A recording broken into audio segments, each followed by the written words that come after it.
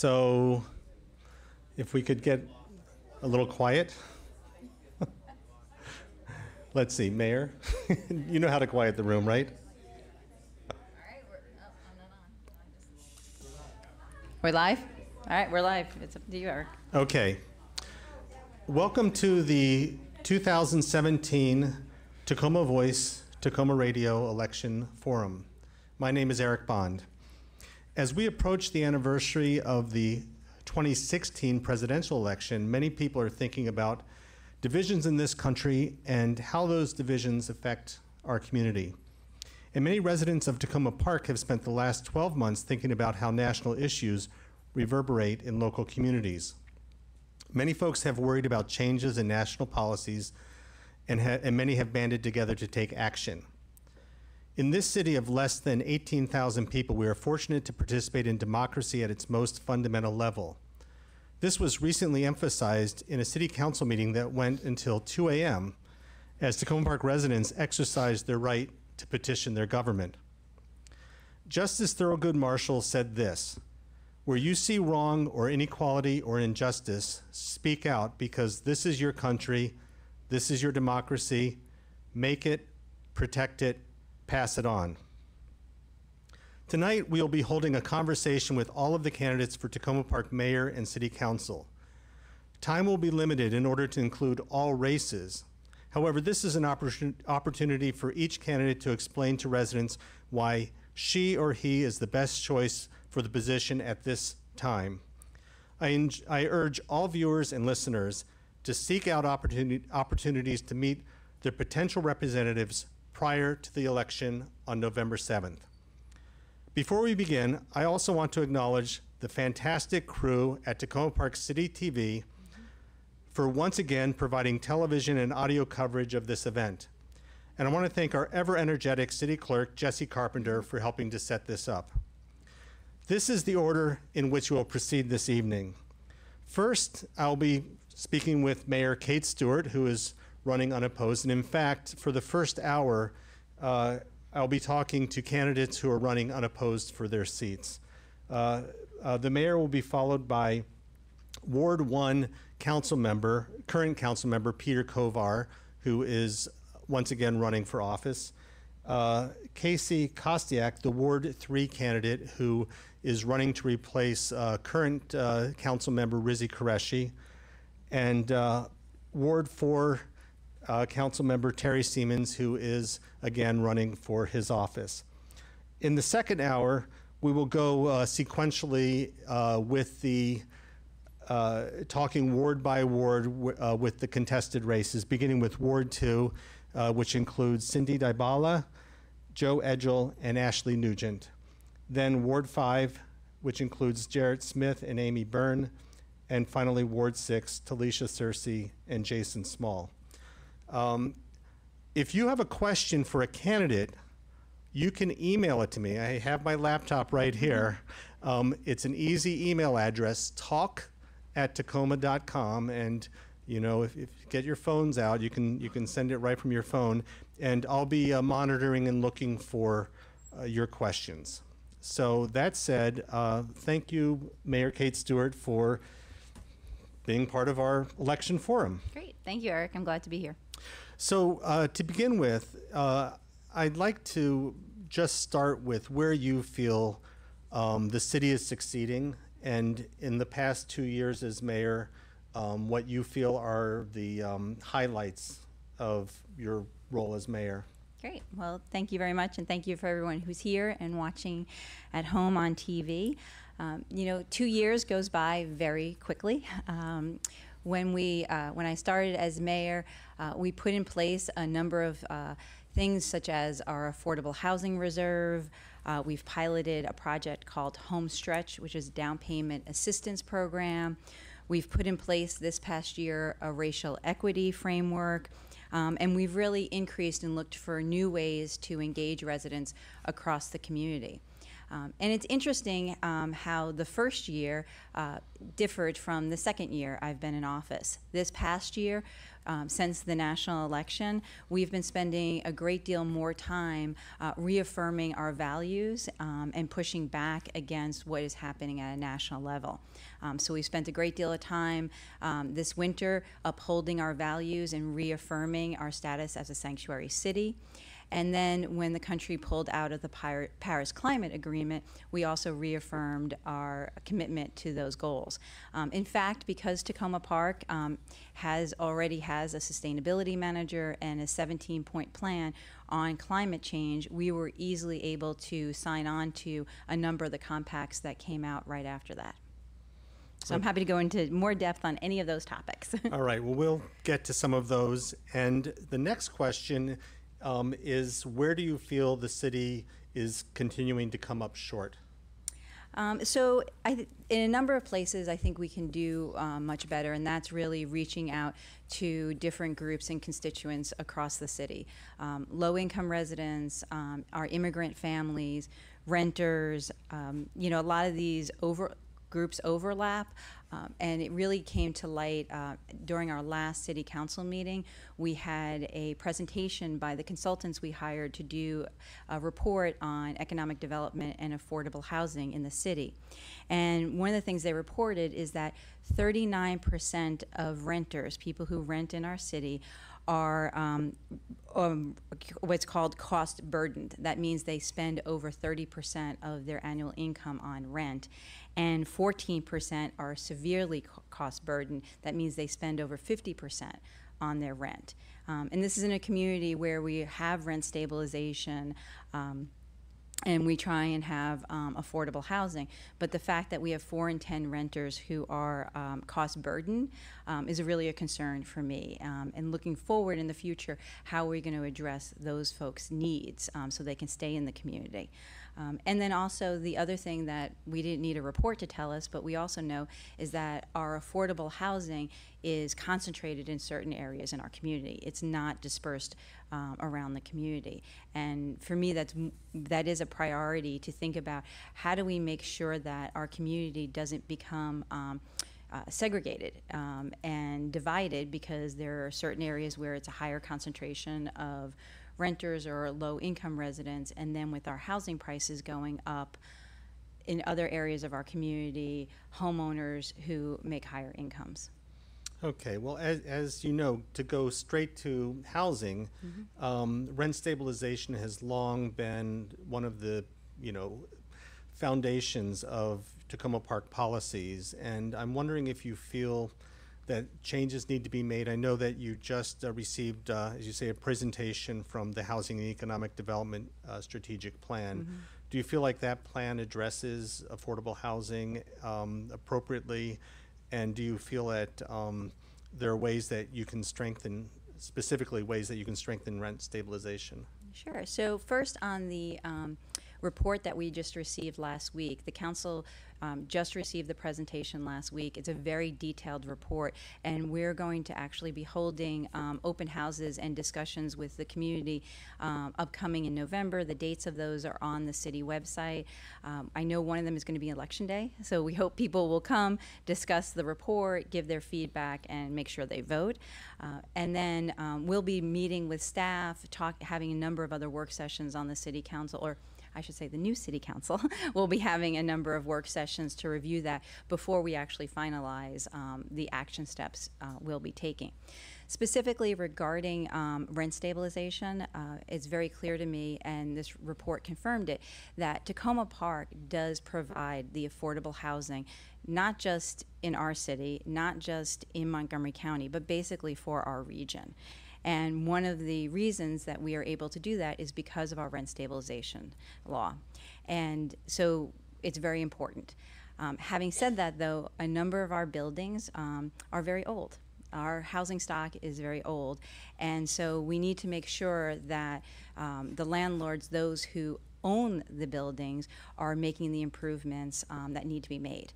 Because housing, we need to make sure, is not just affordable, but it's also quality housing. And I know there's not much that the city can do about the fact that all around the city much more expensive housing is coming in, which I would imagine puts some pressure on landlords within Takoma Park who feel like they would like to be making the rents that people just outside the city are able to make, landlords just outside the city are able to make. And that's why having good relationships in neighboring jurisdictions, particularly if we look in the Langley Crossroads area with Prince George's County, and making sure that as the Purple Line moves forward, that we're really thinking about what can we put in place to ensure that people aren't displaced and that we make sure we have affordable housing. All right. Well, since our time is short, let's go straight to the Takoma Junction issue, which may be the most front burner issue for many residents in the city at the moment. Certainly has caused quite a bit of debate.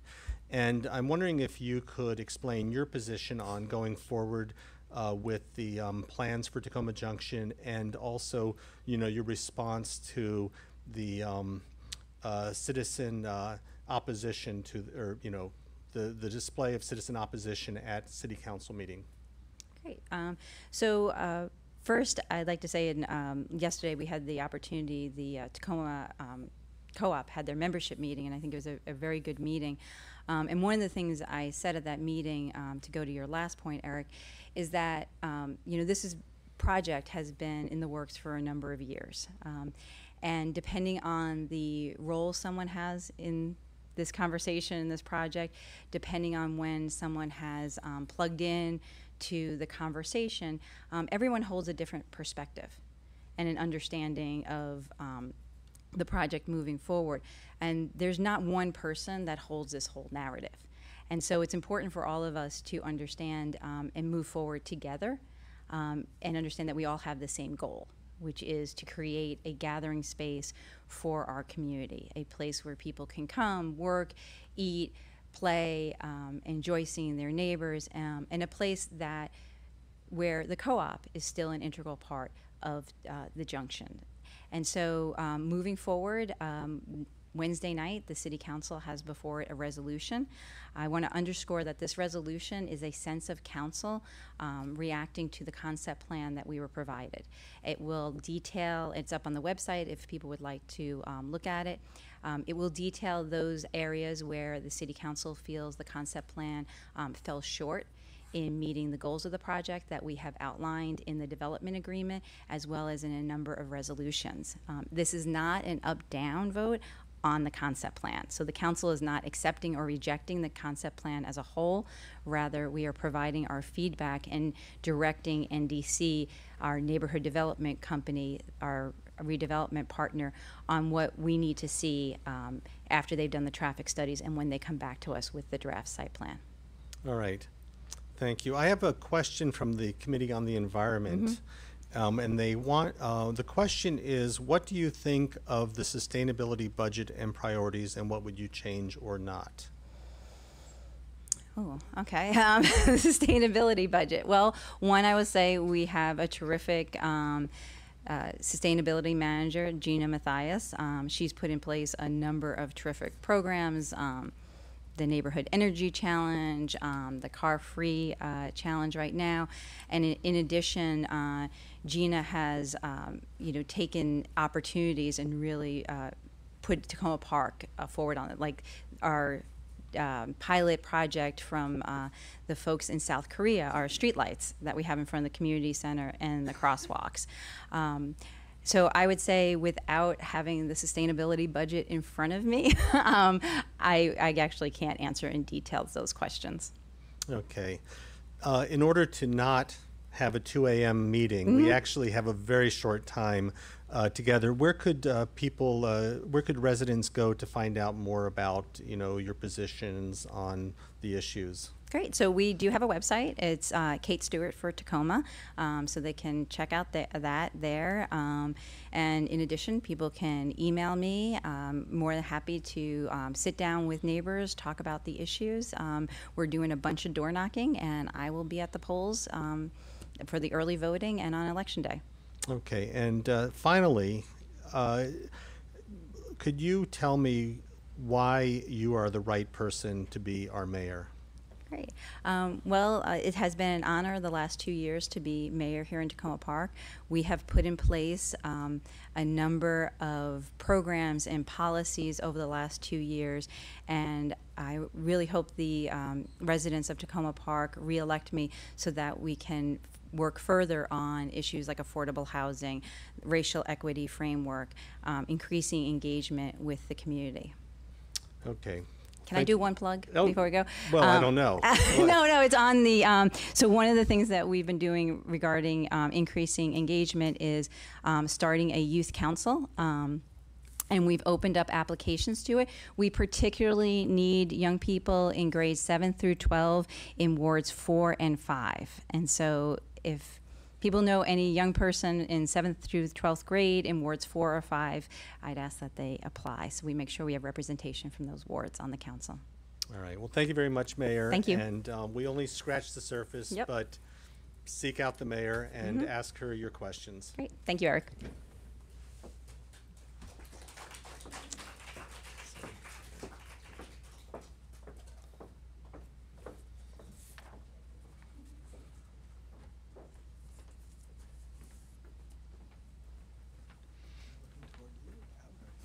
What's that?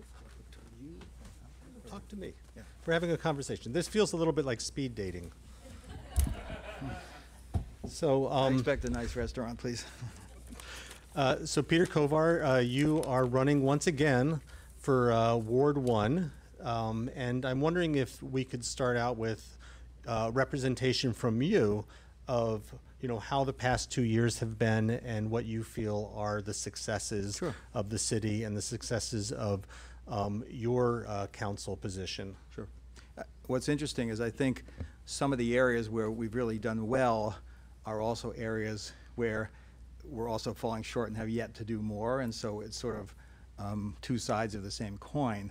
And for example, I think everybody, just about everybody I know, says I really love living in a diverse community like Takoma Park. And we've made real strides on that, including putting more grant money into programs to benefit immigrants and those with disabilities and youth. The mayor just mentioned some of those. And we've also stood tall and proud on protecting immigrants and refugees and showing solidarity with the LGBTQ community, for example, after the shooting that happened in Florida. But by the same token, I still see a lot of people in those communities who haven't sort of seen the pathway to participate fully in the work that we do here. And so we have a lot more still to do in those areas. And for example, we have made the change in elections, so more people will be able to vote when we vote. We synchronize our elections with the presidential and gubernatorial. We still have to do more in the way of translation of documents and things like that. And so I see those both as we've made success, but we have more to go. And I think I would say the same thing is true in affordability. We did cut taxes, and we've started to make strides in addressing affordable housing, as the mayor said, but that's still, we're far from there. And on sustainability, just to give one more example, I was just at the event about a week ago where Takoma Park got certified again through the state sustainability group, and we had the highest score. And so we're doing great, and Gina is a great staffer, as the mayor said, but I'd love to see us, for example, now that we're working toward the LED lights and the plastic bags, but let's move toward trying to find out what it would mean to be carbon neutral, either at the municipal government level or the whole city, and take other steps, disinvesting from fossil fuels. So a lot of them we've made progress, but in those very areas we still have to do more. Okay, well, one question that it doesn't seem like, I know that I ask every election cycle is, what your commitment is to rent stabilization specifically, and then, looking at the issue of affordable housing, you represent Ward 1, and so I'm wondering if you have any thoughts on how you could include more affordable housing within your ward. I would say a couple of things on that. Number one, whenever I speak to people in Ward 1, and Ward 1 does have the highest level of single-family homes and the highest values, everybody in the ward that I talk to is still supportive of the steps that we're taking, and the mayor talked about some of them, to set aside money for affordable housing and to try to address both at the rental and at the home ownership level. When I worked at HUD, where I was for 4 years in the administration, the Obama administration, one of the terms was the missing middle, and what that meant was that in many cases, and we're an example of this, you have a lot of rental properties, many of which are affordable. You have a lot of single-family homes, which are becoming increasingly expensive. But for that middle group, seniors who want to downsize, younger families that want to move in, it can be harder. And with the development pressure, it's going up. So the costs are going up. So I'm glad that we did set aside these funds. And on the strategic plan that the mayor mentioned that we had a presentation on before, and so I urge people to take a look at it when they can. It's on the website. One of the things that struck me was the consultant said, we're really and the mayor may have mentioned this also, we're really the provider of affordable housing in this area. But we're 17,000 people in this massive metropolis.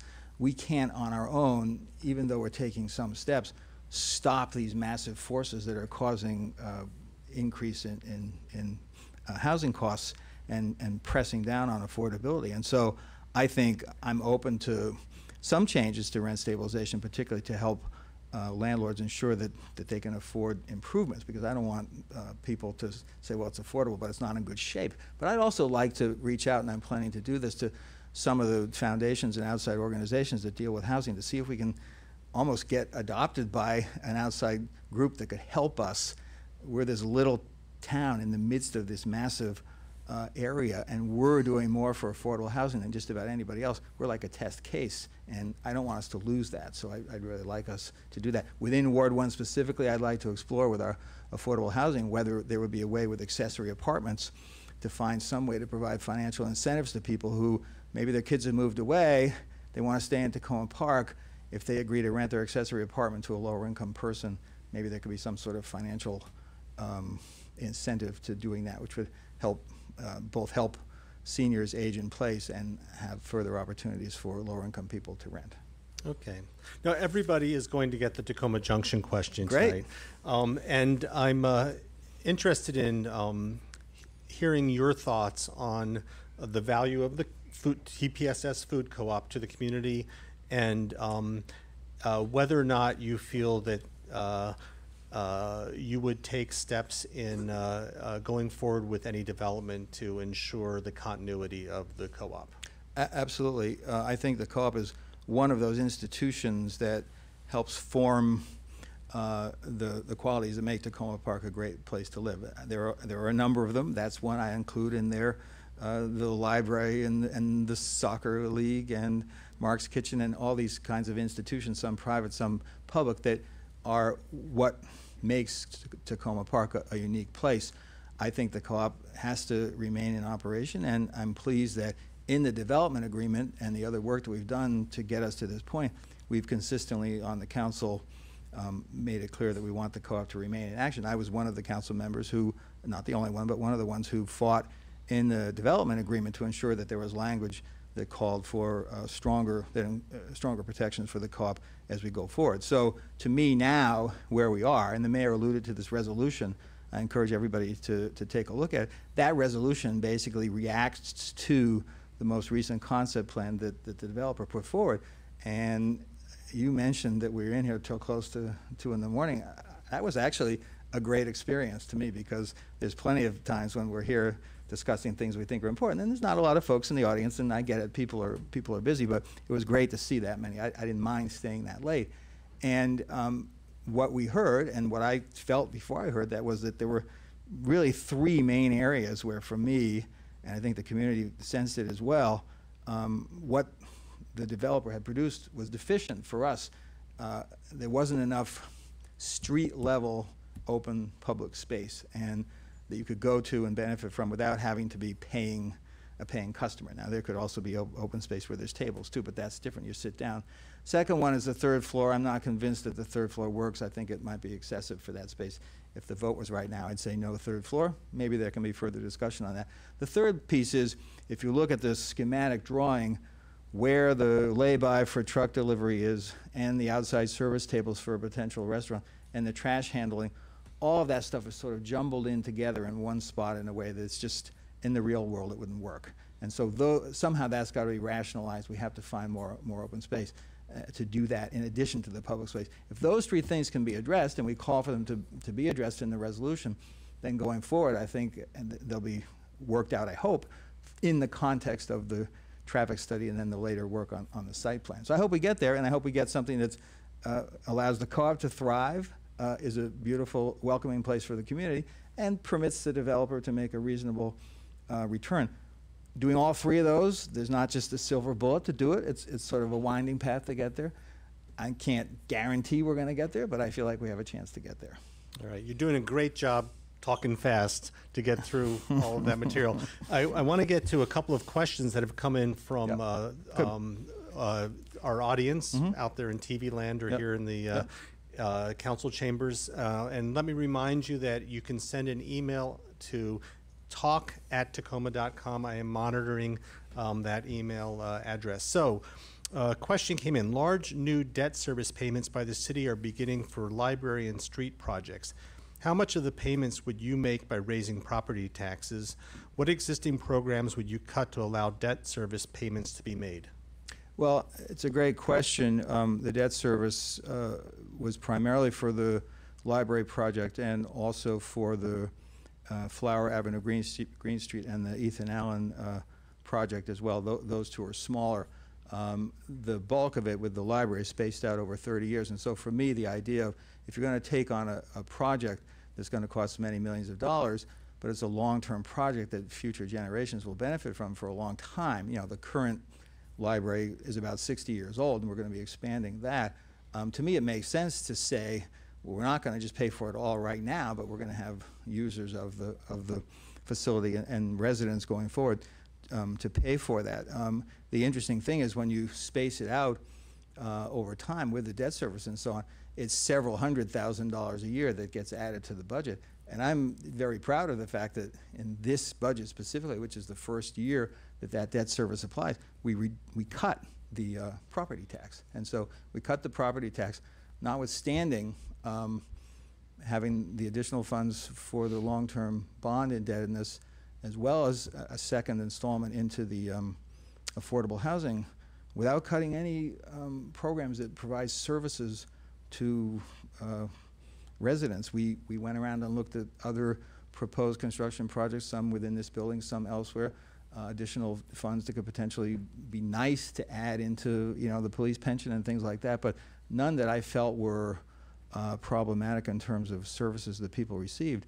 And I don't see why we can't continue to do that sort of thing and keep tax rates low. So I feel okay about where we are. The other thing I'd mention is we have 4 or 5 guidelines in our city charter on taking on long-term bond indebtedness. And it's a series of measures, for example, what percentage the total cost is of the total assessed value of all the homes in the city, what percent it is of the budget on an annual basis. And there's 4 or 5 things like that. On all of those, we were well within the guidelines with the indebtedness that we took on. So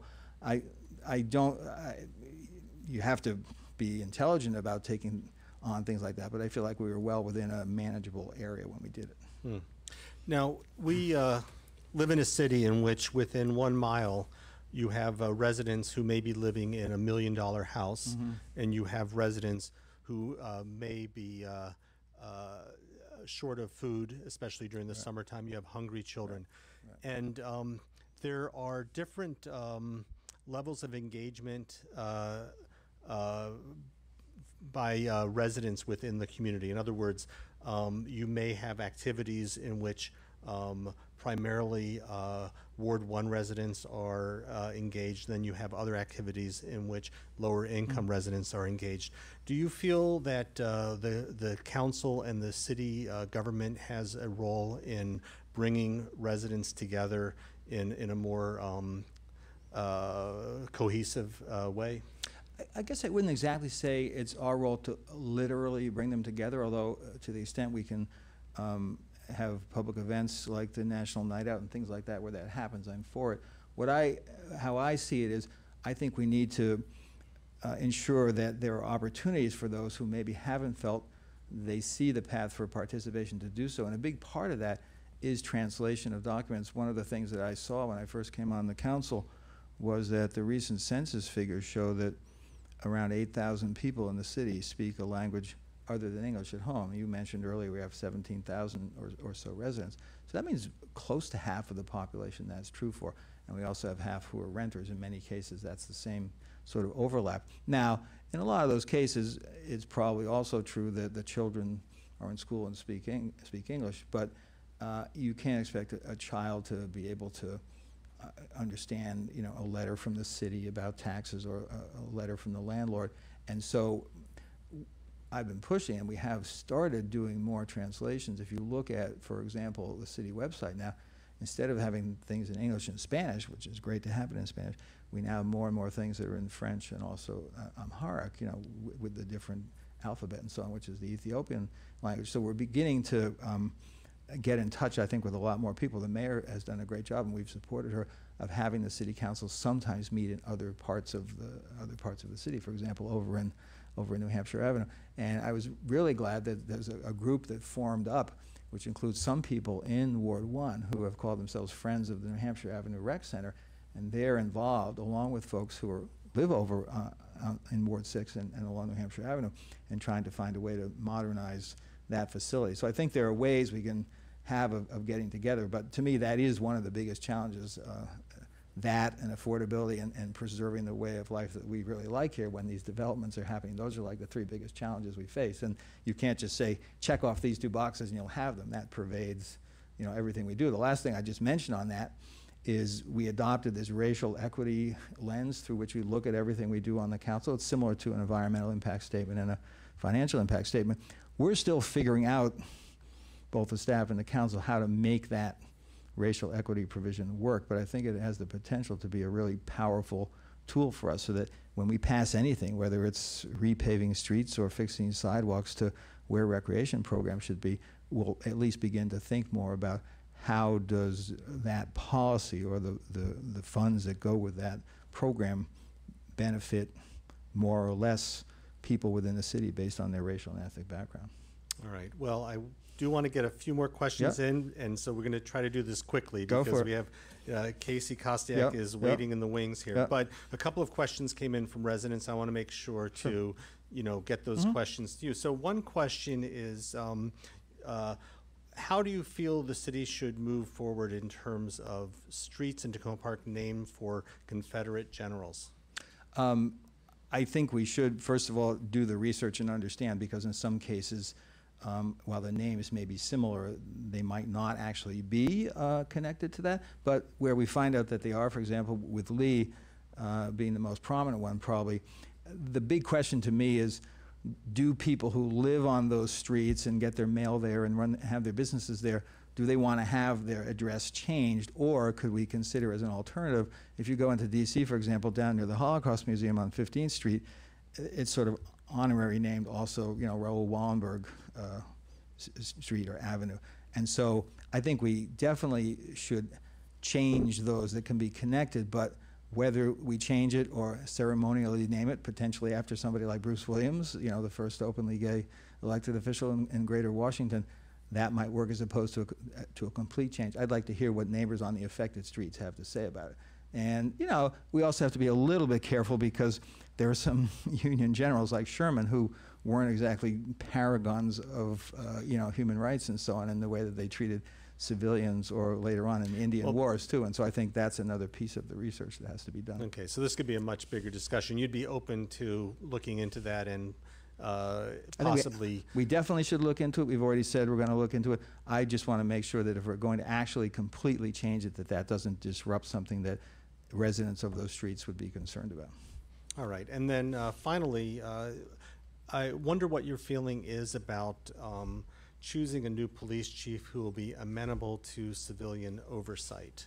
Yeah, so for those who don't know, we put out a national search for a new police chief. Those applications just closed. I understand we received several dozen. We're working with a search firm to help us do it. And so over the next couple of months now, there'll be a process to go through that. We'll have some input into that as a council. The final choice will be made by the city manager under our form of government. And I hope maybe the person can be in, if not at the beginning of the year, soon afterward. Throughout the application materials, and I think it's available online on the city site, people can look at it, the key is to really emphasize community policing. And if you're familiar with President Obama's report on 21st century report on policing, within that there's this concept, or these two concepts of for police officers, the warrior or the guardian. And you can imagine if you go off to your job in a community as a warrior, what that means versus going as a guardian. We want the guardians. It does, you know, when you're a guardian, you can still do whatever you need to do when something bad goes down, but you're approaching it from the perspective of you're part of the community in a different way. And so I think it's essential that our new chief have that. And to me, that includes not only fair treatment of all communities within the city, and overall we've done that, but I mean, I can tell you even, you know, my own son has had interchanges when he's just walking along the sidewalk, and you know, the police aren't always as friendly as they could be when he was growing up. That's part of it, but the other part of it is when people are victimized, I've seen some instances in which people who are victims of robberies, burglaries, it's been difficult for them to hear back from the police sometimes, just to give them updates on what's happening. And so I think, to me, that's sort of the other side of community policing. When you do community policing right, it's fair for all citizens. It helps you know what's going on better in the city so crime can be reduced, and you are more responsive to people who have run into trouble. So I hope we do all three of those things. I think that answers the question. And inevitably, we're slipping on time a little bit, but I'm wondering if you could just finally succinctly lay out within less than a minute what it is that makes you the best candidate right now for Ward 1 council seat. Well, thanks. I appreciate that. I do hope that people in Ward 1 will vote for me. I come from Massachusetts, and Tip O'Neill always used to say that you can't just assume, you have to ask. So I do ask those who live in Ward 1 to consider voting for me.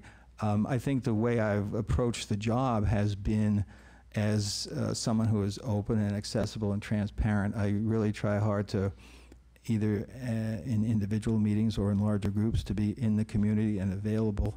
I send out regular information to people in sometimes very lengthy detail for folks to read. And I think my conception of what good government means and what representative government means is that I'm available and reachable and open-minded. And I will say, as part of this current campaign, although, as you mentioned, I'm fortunate this time around not to have any opponents, I am knocking on every door. And so I'm down to about the last 4 streets to go, and I will have knocked on every door. So. All right. Well, thank you very much. And you. I will see you on Election Day. Excellent. Thank you. Excellent. Thank you. So next up is candidate Casey Kostiak, who is running for the Ward 3 council seat. And while she's coming up to the dais, I'll remind viewers and listeners that you can send questions to me through talk@Takoma.com. And of course, you know Takoma with a K. Good to see you, Casey. Thank you. It's to be here. So we're about 10 minutes behind schedule, so we'll just add it forward. We're not gonna go too late tonight, but it's good to see you again. And you are the first candidate tonight who is not an incumbent. And so why don't we start out with you telling us why it is that you want to be a city council member. Great. Thank you for having me tonight, and thank you for everyone who came out and is watching on TV. So I've lived in the community for the past 7 years, and I've been active in a variety of different ways. And I really care about the community, and I want to be a part of building the future of the community and play a role in helping to usher in a positive future. And so that's a big reason why I'm running for the City Council this year. I have been active on the Safe Roadways Committee. I joined the committee in 2013 and was on the committee for 5 years as a member and later the chair. So I had opportunities to interact with the City Council in that capacity and learned a lot in the process. I've also been a volunteer with the local nonprofit Let's Play America and helped organize play days and applied for grants for that organization. And I have 2 young children. I have a 1-year-old and a 5-year-old. My 5-year-old is in kindergarten this year, and I'm a member of the PTA at Takoma Park Elementary School. So I've been active in the community, and I really care about it a lot and want to kind of take that next step to run for office. Okay, as somebody who's been active in the community, where do you think the city is really succeeding? I think there's a lot of ways in which the city is succeeding. And a lot of those are things that attracted my family to move here originally 7 years ago. We were really attracted by the progressive values that the city has, by the commitment to environmentalism, to activism in the community, to the diversity of the community. And I think we're really doing a good job of building on those things and supporting those things. I think there's also more that can be done. I think we have some great staff members who are doing a great job in, and I've had great interactions with them. I think that's one way in which the city is succeeding. I will echo some of the comments of the mayor and Councilmember Kovar in saying I think we're doing great in environmental initiatives. We have electric car chargers. We have a Safe Grow initiative. We have a committee on the environment. We have an environmental impact statement on our agendas for the City Council, and I think that's really great. Those are things that I think make a huge impact. And I think we also, although I think there's more to be done, I think we have a strong commitment to affordability and affordable housing that is really a positive thing for the city and unique to the city. So I think those are some of the ways in which we're doing well as a city. Well, so let's go with the last question that I asked to Peter, which is about the police chief, and what do you feel are the right attributes for our next police chief? So I think that a real commitment to community policing and working with citizens in the community is really essential. I actually come from a law enforcement family myself. My father was a law enforcement agent, so I feel like I can kind of walk the two sides. I have grown up surrounded by law enforcement agents in that capacity, and I know the challenges that they face, and I know that it can be a terribly dangerous job and it can be a stressful job. And so I have a lot of empathy for what they go through. At the same time, you know, as a citizen, I interact with the police and I talk with my neighbors who interact with the police, and I think that, you know, most of us want to have those positive interactions. I mean, all of us want to have those positive interactions, especially when we're a victim of a crime or we have a concern about something or we want support in, you know, patrolling our neighborhoods to make sure that cars aren't speeding by. And so I think we need a police chief who is willing to listen to those concerns and to work with neighbors. Just a few weeks ago, I had the great opportunity to walk with some members of the Circle Woods neighborhood on their regular walks around the neighborhood. They have a neighborhood watch group that they've kept up for years, and I think that's a good opportunity for the citizens to be involved, and the more that they can cooperate with the police chief and the police, I think that can start to build that relationship a little more. Okay, now you are the council member in whose ward, or not, you're not the council member yet, you are the candidate for the ward in which the Takoma Junction actually does sit and the TPSS Food Co-op does sit. And I'm wondering what your views are on development of that lot. So I have followed the process from the beginning, the RFP, to the current proposal of the concept plan. And in general, I think that we are moving in the right direction with the development. I also think there are some things that we need to look at, and I'm really glad that the City Council has had a thorough discussion of some of the issues with the concept plan, and that we've had a lot of great community feedback. It was really inspiring to me to see so many people come out to the last City Council meeting, two weeks ago, City Council meeting, and speak so much about what they thought based on the concept plan. And I share some of those concerns related to the concept plan. I think, as others have said, we need to have more community space available on the ground level so that people can gather there without necessarily shopping. I think we need to look at the overall size of the development in terms of its impact on the neighborhood. And I really think that we need to consider how the lay-by is going to work, both for the co-op and for the intersection as a whole, and how the development will impact the traffic at that location. Now, there are some members of the community who really just want to halt the process. And frankly, I've heard from some people who would prefer to not go forward with any development at all. What are your thoughts on those ideas?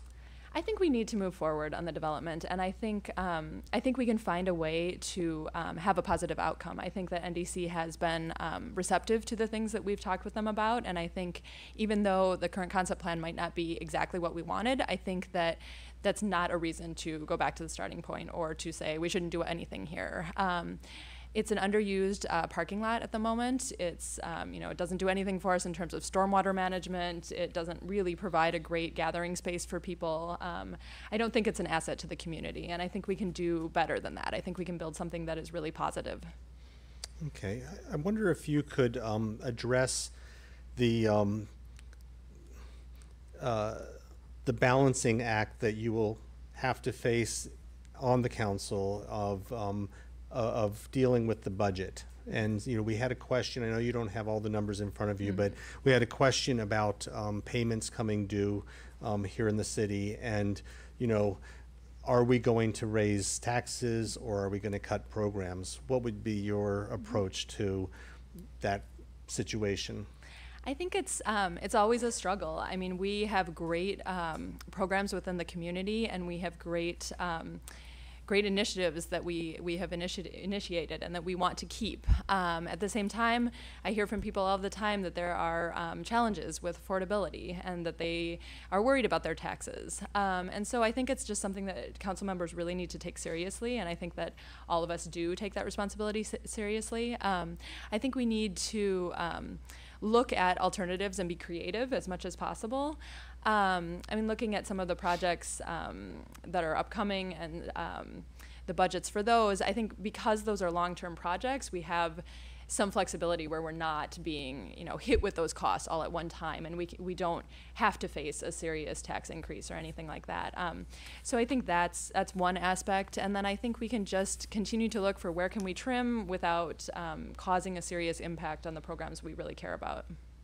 Okay, you mentioned 3 aspects of our city that you find, very favorable. So our progressive values, environmental values, and an emphasis on diversity, ethnic, and economic. And I'm wondering if you feel that there are any dangers of losing those values. Are there forces within the community or from outside the community that are putting any of those, the progressivism, the environment, or the diversity, in danger? So I don't think that we are in danger of losing our progressive nature, and I'm pleased with that. I do think that there are forces on the national level that are attacking that, and so I do think that we need to be vigilant and continue to be active and promote the values that we believe in. I don't see that as something that is changing in Takoma Park. In terms of environmentalism, I think it's the same thing, but I think that we, as we grow and change and the community within the larger DC area changes, there's a lot more development going on here in general. If you look at each of the metro stops along the Red Line and all of the different metro stops, there's a lot of change and development and building, and so I think we need to remain vigilant in terms of our commitment to the environment and what we're doing. I've seen a lot of that already in the initiatives that we have. There was just a vote the other day to add neonicotinoids to the safe grow restrictions that we have here. So I feel like there's a strong commitment to that, and I don't think that that's being challenged. In terms of diversity, I do think that this is the one area where we really need to be focused, and I'm very happy that our mayor and city council have put into action the racial equity initiative this past year and are looking at the impacts of policies on racial equity. I also feel like we're faced with a lot of challenges in terms of affordability that are going to impact our diversity, especially on a socioeconomic level. And we need to make sure that we're supporting things like affordable housing and that we're finding ways to support affordable housing throughout the community, so they're not isolated pockets of affordable housing that are separated from the rest of the community. And I think a lot of times we do have situations where large groups of primarily white homeowners are attending festivals or other events, and we're not hearing from people of color and people who are renters and people who might have low-income households. And so the more that we can do to encourage people to talk to each other and to gather and promote events and activities that are places where people can come together and kind of cross those borders, I think are good. Okay, now you worked on the Safe Roadways Committee, and I happen to be a bike commuter, like my friend Jay Keller, another commuter I see on the road. And I have to admit that I don't always feel safe on the streets of Takoma Park. In fact, sometimes I feel more safe on the streets of Washington, D.C. Are there more things that can be done to make the streets safe for cyclists and pedestrians? Mm-hmm. Absolutely. As a member of the Safe Roadways Committee, I was very active in promoting walkability and bikeability in the city. And I think we made a lot of progress. We've added some contraflow bike lanes that are really important in the community. And we have just recently worked with the City Council to make a recommendation regarding bikes on sidewalks that I think was a success in many ways. And I think there's more that we can do so that we continue to feel safe as walkers and bikers. I think one of the main issues is maintenance of our bike lanes and our sidewalks. I think we need to do more to improve sidewalks, especially along state highways. And I'm happy to see that the city is starting to budget some money to do that. That's been a long-standing issue between the city and the State Highways Association in terms of who is responsible for those sidewalks. And I think that we've kind of worked it out, and the city is starting to budget some money for that and is working on an agreement with State Highways where we could figure out exactly how the engineers can work to build new sidewalks when we need them. And that's a great step forward and something we need to work on. In terms of biking, I think that we have a lot of infrastructure already. It would be great if we could build more, but we're really constrained by the narrowness of some of the streets. And so in places where we can't address it directly with bike lanes, I think we need to be really vigilant in looking at maintenance issues, because a pothole or a sunken manhole cover or vegetation growing into the roadway isn't a big deal for a car, but it is for a bike. And so I think the more that we can focus on those and try to look through the lens of a biker when we're doing these things, or a walker, rather than through somebody driving a car, I think that's where we really are lacking sometimes, and to try to take that focus and consider that when we're doing maintenance issues. All right, my last question is going to be an easy one, but yesterday there was an event at Republic, Takoma Park Women Represent, and I'm wondering if you could tell us if you believe that it's important to have women represented on the City Council. Absolutely. That is an easy question. Yes, it was a wonderful event, and I want to thank the organizers of it. I think it is so important to have women's voices on the City Council. It has for the past few years and throughout the entirety of Takoma Park's history been mostly male. And I think in our community, with the values that we have, that is not representative of what we are. And I'm excited to see a lot of women running in this election. We represent more than half of the community, and I think we need to have our voices heard. I also think, as a young woman and a woman who has young children, ages 5 and 1, I think that I bring a voice to the council that has not as traditionally been heard. And I think that that's something that needs to be done, because there are a lot of families moving into the community in particular who are in that position and have those concerns. And so I look forward to being a voice for that. Okay, and I'll circle back to the beginning and just ask you once again, what is it that makes you the right candidate right now for Ward 3? Well, one of the aspects is I would like to be the voice for young families, and as a woman, kind of bring that perspective. I really care about the community, and like I said, I've been active in the community for the past 7 years, and I feel like I have learned a lot in that process, and I've learned a lot in the process of talking with people during this election. And one of my strengths is being able to listen to people and being able to make people feel comfortable in discussing issues that are of concern to them. So I really want to focus on improving community outreach, and I've already done some things related to this. I'm trying to, obviously I'm going around knocking on doors, even though I am running unopposed. I think that's really important. I'm also trying to have events, informal events where people can just drop by to a restaurant or a park throughout the ward. So not necessarily just restaurants in Old Town, but we're going to have an event at a restaurant on New Hampshire Avenue so that people have an opportunity to come from the nearby neighborhoods there.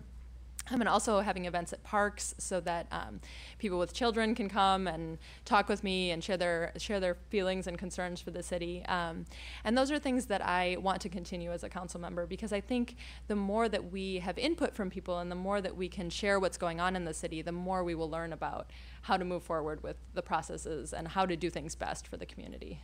Okay, thank you very much. Thank you.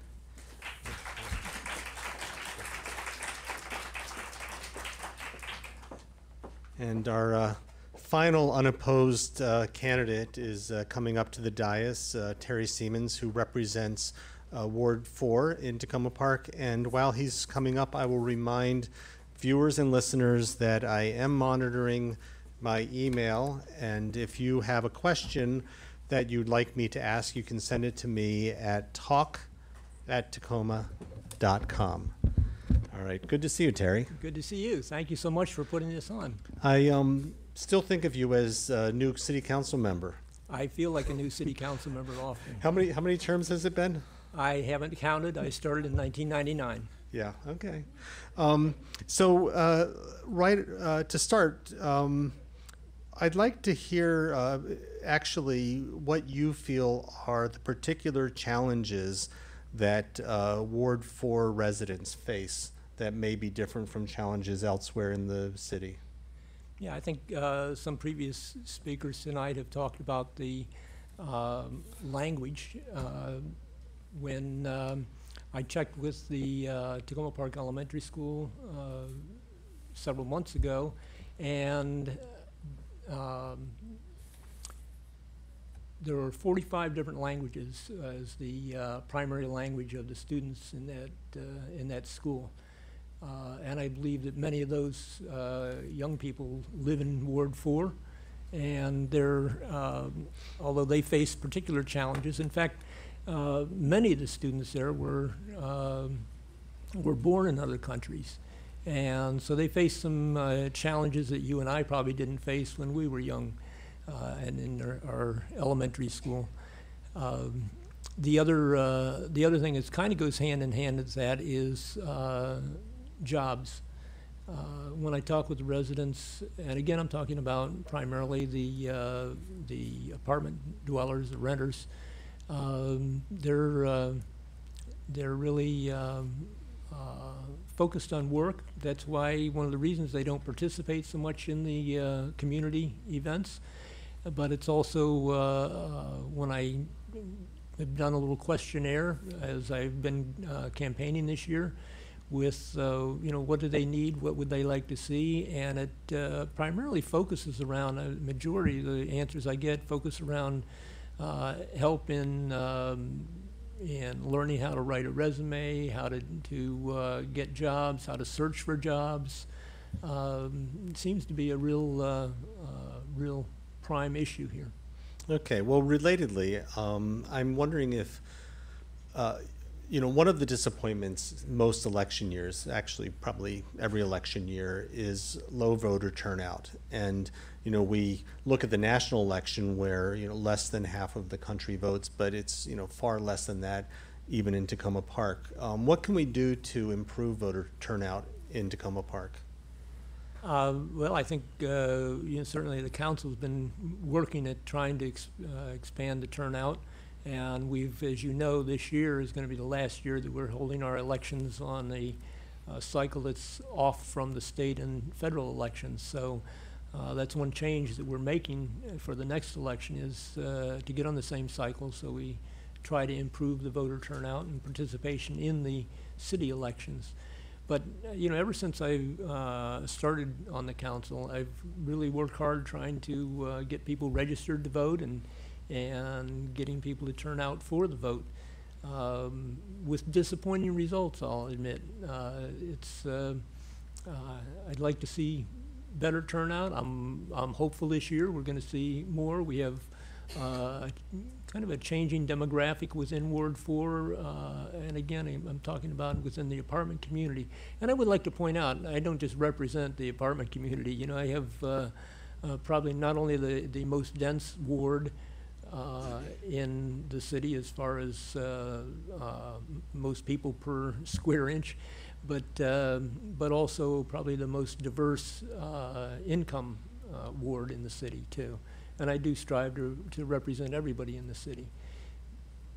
Okay, what do you see as the successes of the city and your own successes on the city council over the past 2 years or even throughout your tenure? It's hard for me to say, go back and just say, well, 2 years, let's draw a line.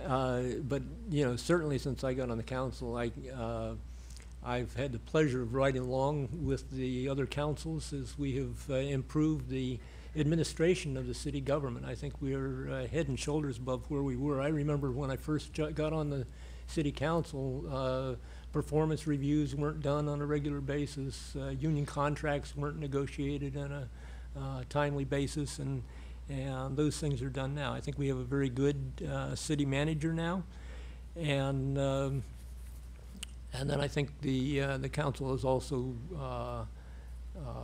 made good strides with better planning, with the strategic plan that we have in place, and we've refined that. Every council refines that a little more. We had when I first got on the council, I was concerned that we had a reputation as being environmental leaders, but we didn't seem to walk the talk.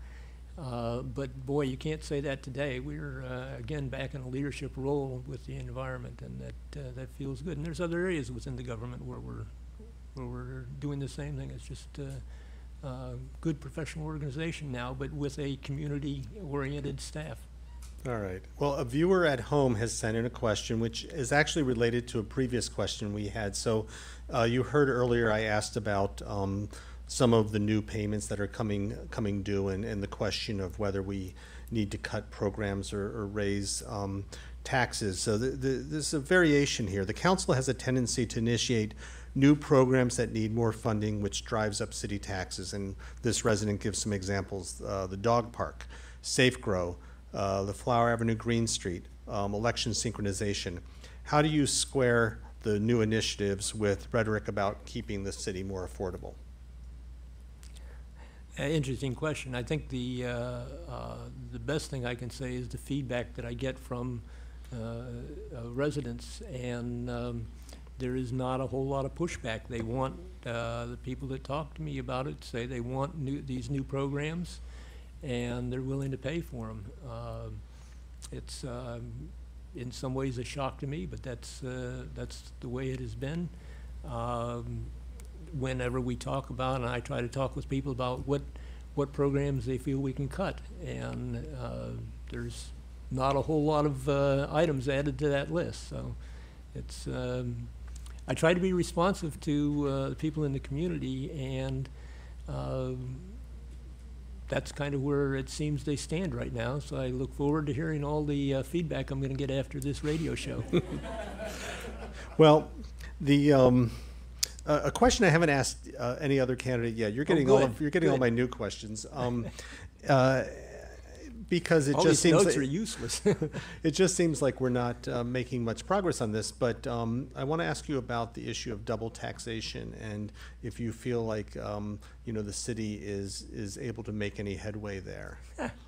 You must have read my notes. I have for quite a while now said that I think we should not spend money on chasing that bus, because we have made so little progress, and I am so pessimistic about our chances of success that I think it's money ill spent. All right. I think it's a problem.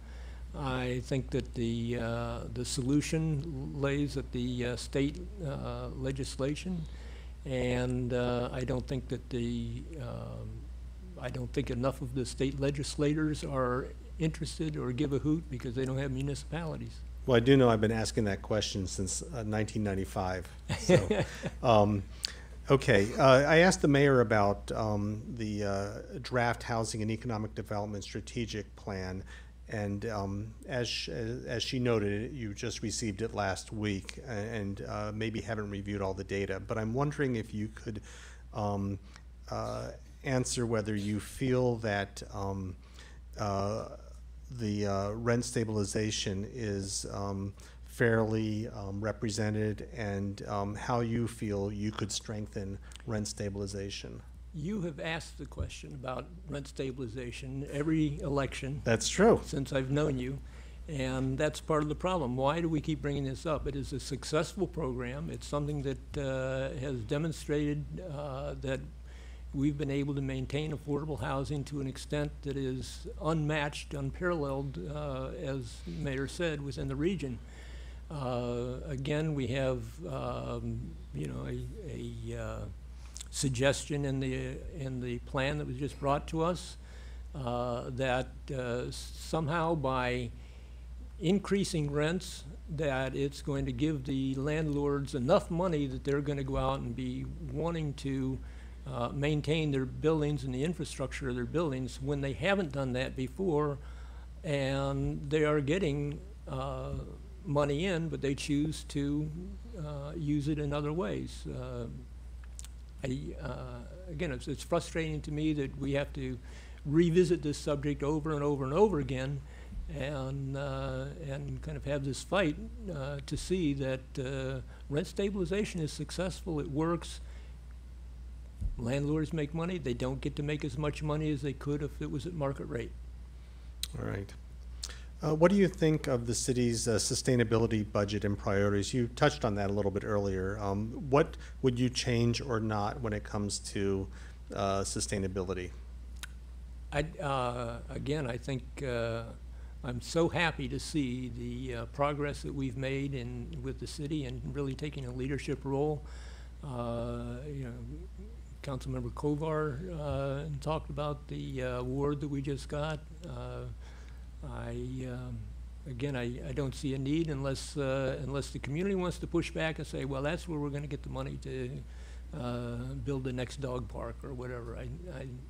I think it's valuable to the city, not just to the city to be a leader in environmental issues, but also to be responsible and ethical in the way we go about business. All right. Well, as the city prepares to hire a new police chief, I'm going to ask you that question about a civilian oversight committee. Do you feel like that's appropriate? Would you be looking for a police chief that would be willing to have civilian oversight?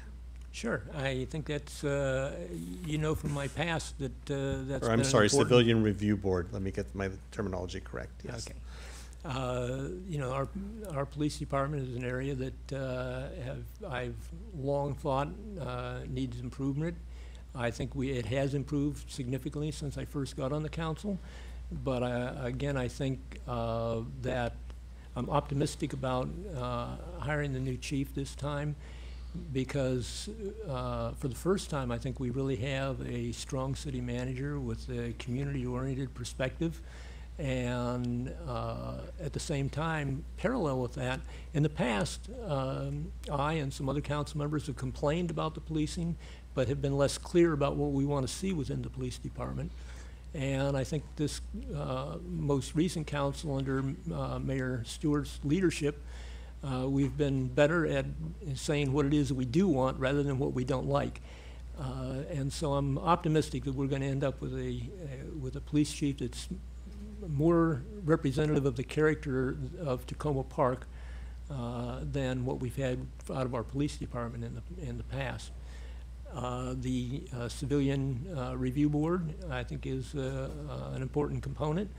But more important, I think, is a chief who has kind of an open mind. I mean, there's you know, there's the thin blue line we always hear about, that where the police stick together and you know, don't turn in their buddies. But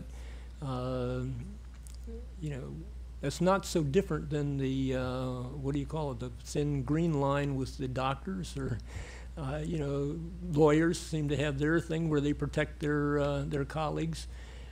But there's also the need to do it in a way that is not sticking up for the people who are doing things that are inappropriate. And I think that thin blue line has gotten too thick sometimes. So I need a chief that's open-minded in these areas. All right. Well, our time is just about up, but I feel like I can't let you go without asking you about the future of swimming in Takoma Park.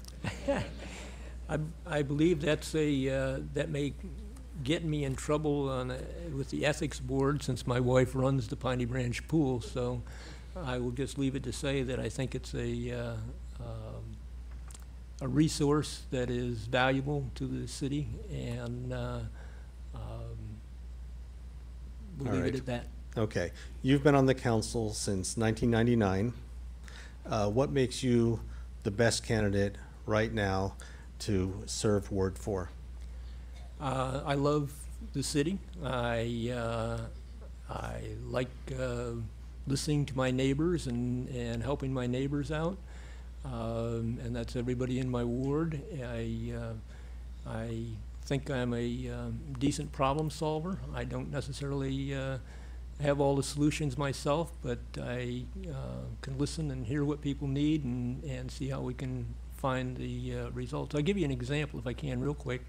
You know, there's some people came to me about homeless people and said that, you know, this is an issue in the community. We think of our lovely city and don't think of the kinds of problems we have, but there are homeless people in the city. And so I've worked to put together a team. In fact, one of the fellows is here tonight, and we're working on the homeless thing with a nonprofit organization. They've already rented a house. We already have the first person moved into it, and that's why I should be reelected, so I can finish all these little jobs. All right. Great. Thanks, Terry. Thank you, Eric. Appreciate it.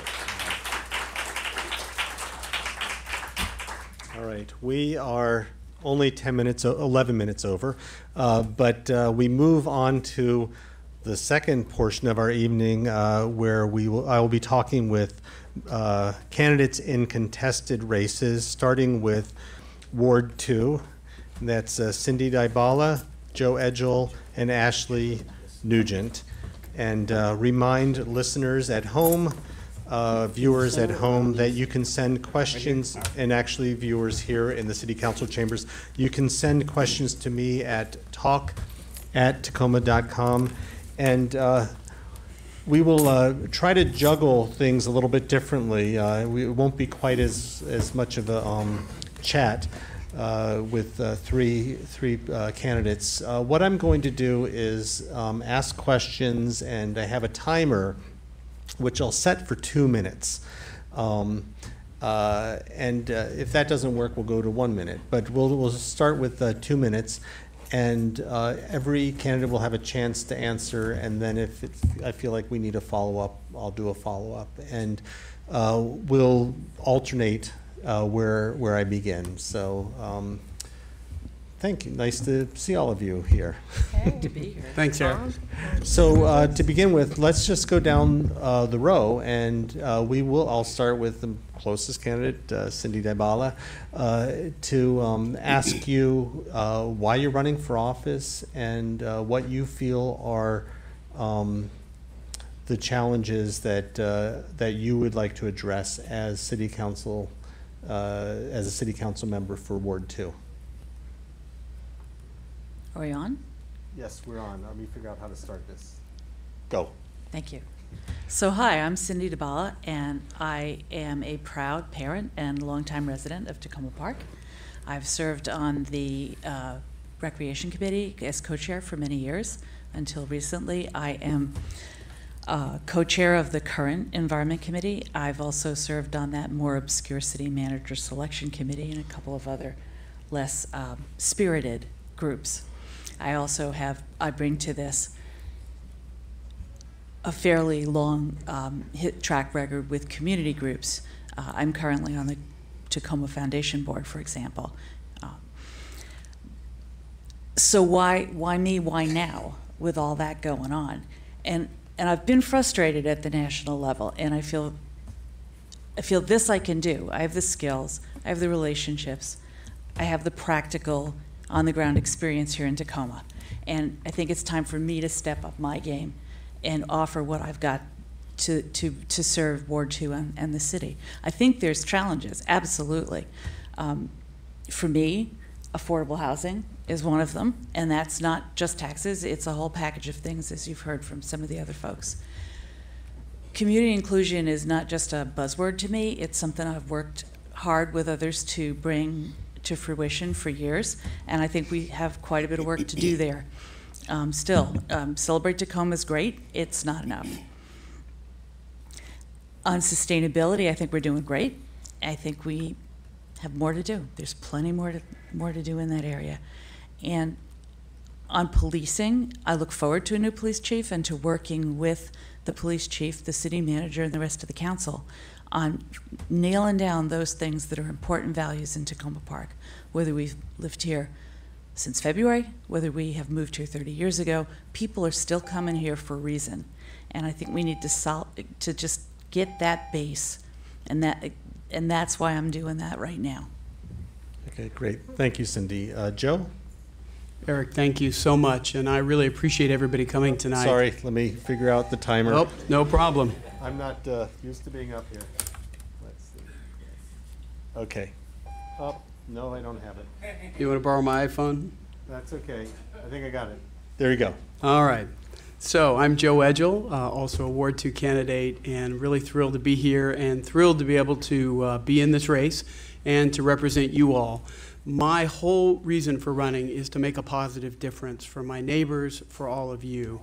I've been honored to serve as chair of 2 city committees, the Task Force on Environmental Action, which was the precursor to the current Environmental Committee, and also chair of the Safe Roadways Committee, and also fortunate enough to serve on the Council Compensation Committee, which is this odd committee required by city charter that looks at the appropriateness of the city council's compensation structure. And I've made just about as much difference for you all as I can in the committees. And honestly, Eric, I would really like to make more difference for the neighbors, and I think I'm the right candidate to do that. I've always felt that my goal to represent you is to serve as not only the action candidate, the guy who gets things done, but also the person who brings practical solutions to complex problems. There are a lot of people who have very, very strong opinions, and my job, I think, is to listen to you all and try to take all of that input that I've received and to move it into a practical solution that meets the needs of the community. Every single report from the committees that I have been honored to serve on has been unanimous.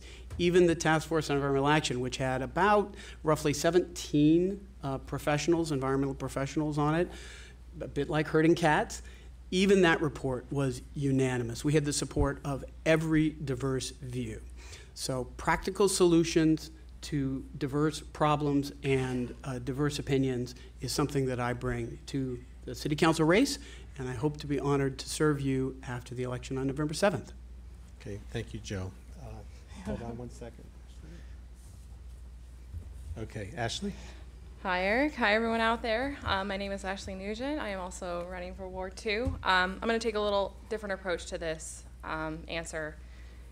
Why am I running for Ward 2? I'm running for Ward 2 for underrepresented populations. I'm going to start kind of with a story. My sister, Gabi-in-law, she's sitting in the audience today. On Saturday, she won a Special Olympics gold medal, and it was one of the greatest days of her life. And today, and today was one of the worst days of her life. Her uncle, who is her best friend, he passed away. She found out a few hours ago.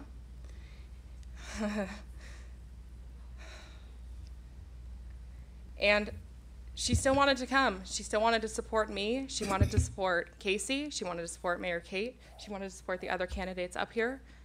That was what she wanted to do. Gabi represents why I'm running. We need a strong voice for our underrepresented populations, the community that gives us so much love and so much strength and so much commitment, and they don't ask for much back. And the disability population in and of itself and underrepresented populations have been left behind for so long, not in this city, in many cities. And it is time to step up and really help this community. Absolutely 100% be committed to it. Socioeconomic diversity and inclusion are one of my main tenets why I'm running. We can't just say, you know, we want to champion affordability, and what does that mean? We actually have to take action steps to do that. We have to have campaign finance reform, so someone can't just walk into this election, pay campaign managers, buy as many signs as they want. We need limits, because if we don't have limits, we're cutting off a whole population that has great ideas, that really cares, and that wants to be involved.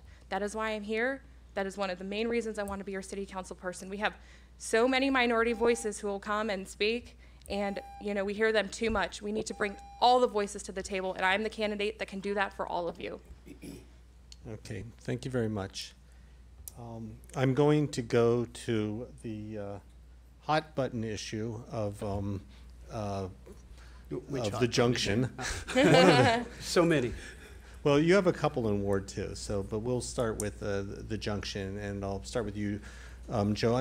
We'll try a minute, just so we can try to get more questions. And you think that's enough time to? No problem. Okay, so, and I know that it's likely that many of our viewers and listeners have heard from all of you on this issue, but just in case they haven't, what are your thoughts on whether or not the city should be proceeding with development at Takoma Junction, and what cautions you have? Well, Eric, the City Council has decided to move forward preliminarily with development. I think there's a lot of details to work out. The concept plan that we've all seen is inadequate, and it's not what the council, I think, or the community want. So there still are some changes that need to be made. But the council's made that decision, and I see my role as the city council member that follows this council to make sure that the development agreement with the developer is followed. There's a clause in there that says that the co-op will be accommodated. So we can have both development and the co-op, and it's my goal to make sure that that's followed, to make sure that we're representing all of the views at the junction. I mean, we've all been stuck in traffic in the junction. It doesn't work. And as the Safe Roadways Committee chair, the committee that I was honored to work on, we made a recommendation on how to improve traffic flows, some studies to do. So I think there's a lot we can do there. Okay, great, thanks. Ashley?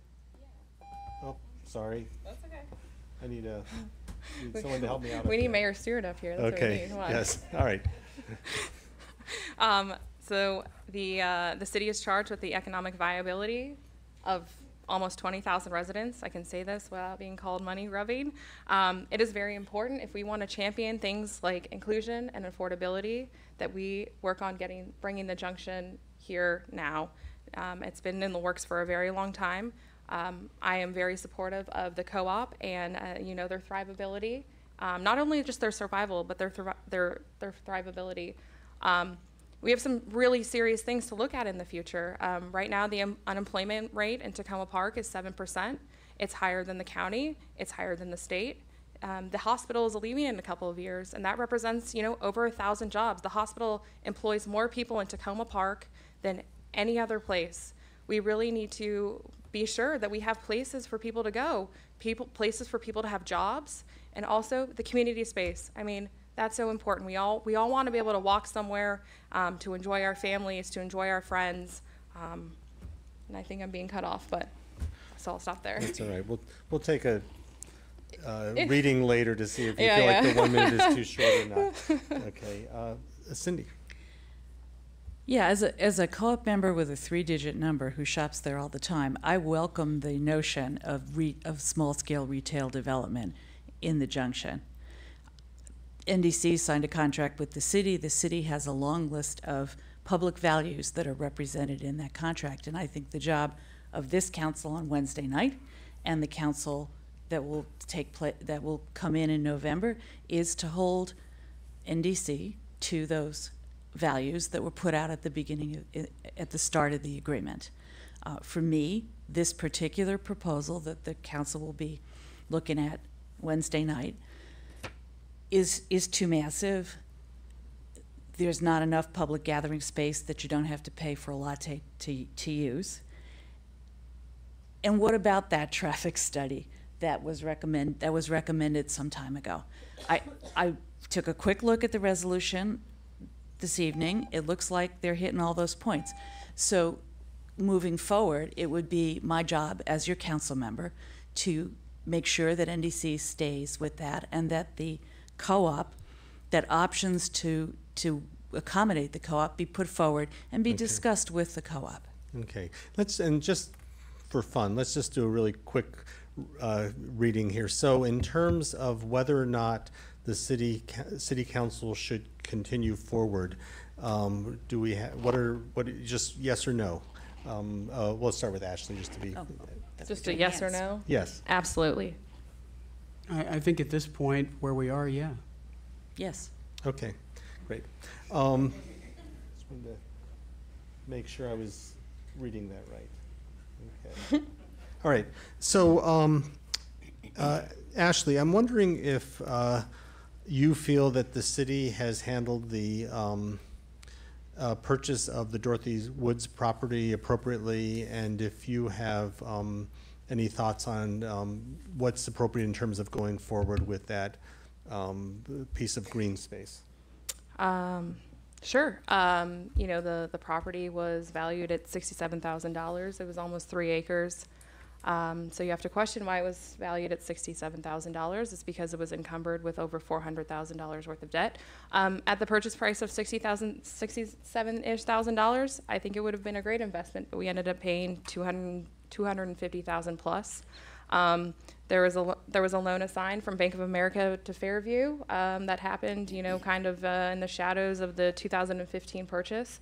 You know, it's difficult. I think it needed to be more transparent. I think the fundraising elements on one side could have been more transparent. I think, you know, but I think it needs to be resolved. You know, right now the motion to dismiss was denied. The judge has recommended mediation. I hope we can, you know, figure that out in mediation to bring costs down. And because if you open up the discovery process, that's going to cost lots of more money, lots more time. And I think there is a really productive way to settle it. And I really think the city that's their goal, and that's what I would like to see. Okay, great. And just to get do you feel like the 1 minute is too short? Should we try for a minute and a half on these answers? For this one, probably. I think it's really complex, and I think the other two might have a little more to say than I do. But I think you should. Okay. Yeah. Anyway, so we'll just proceed with the 1 minute. But I'm just trying to, you know, make sure that I'm not making you rush through your. Yeah, answers. it's a really you know, I'm an attorney. I love property law. It's one of my specialties. It's a difficult subject for lots of people to understand. Okay. So, Okay. yeah. So Cindy.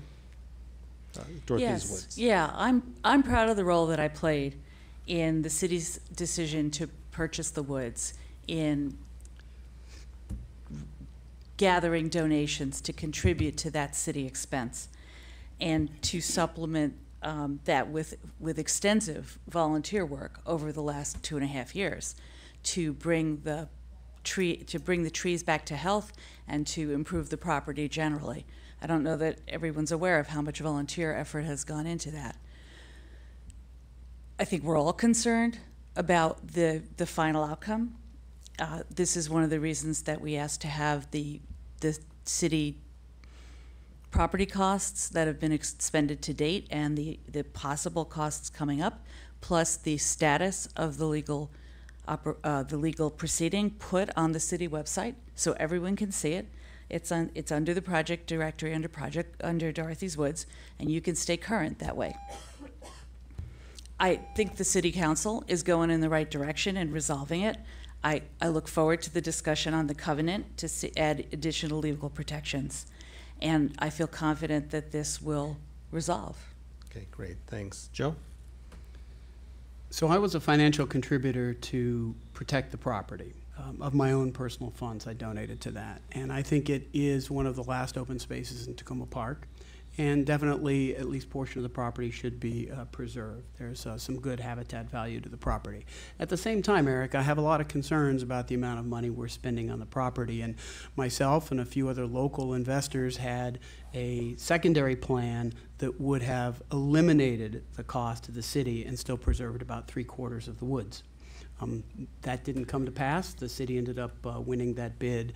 But I do have concerns about how much the city spends on some of these projects and what the overall impact is. I've knocked on doors. People have been concerned very frequently about the cost of taxes in this city. And we get a lot of good services, and I think that's good. And I support paying for those services. But I think we need to be judicious about those costs. And certainly Dorothy's Woods is one of those areas that we should be careful. All right.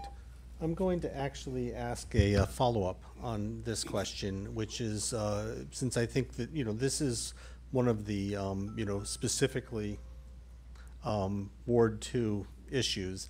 And that is, what do you think is the best,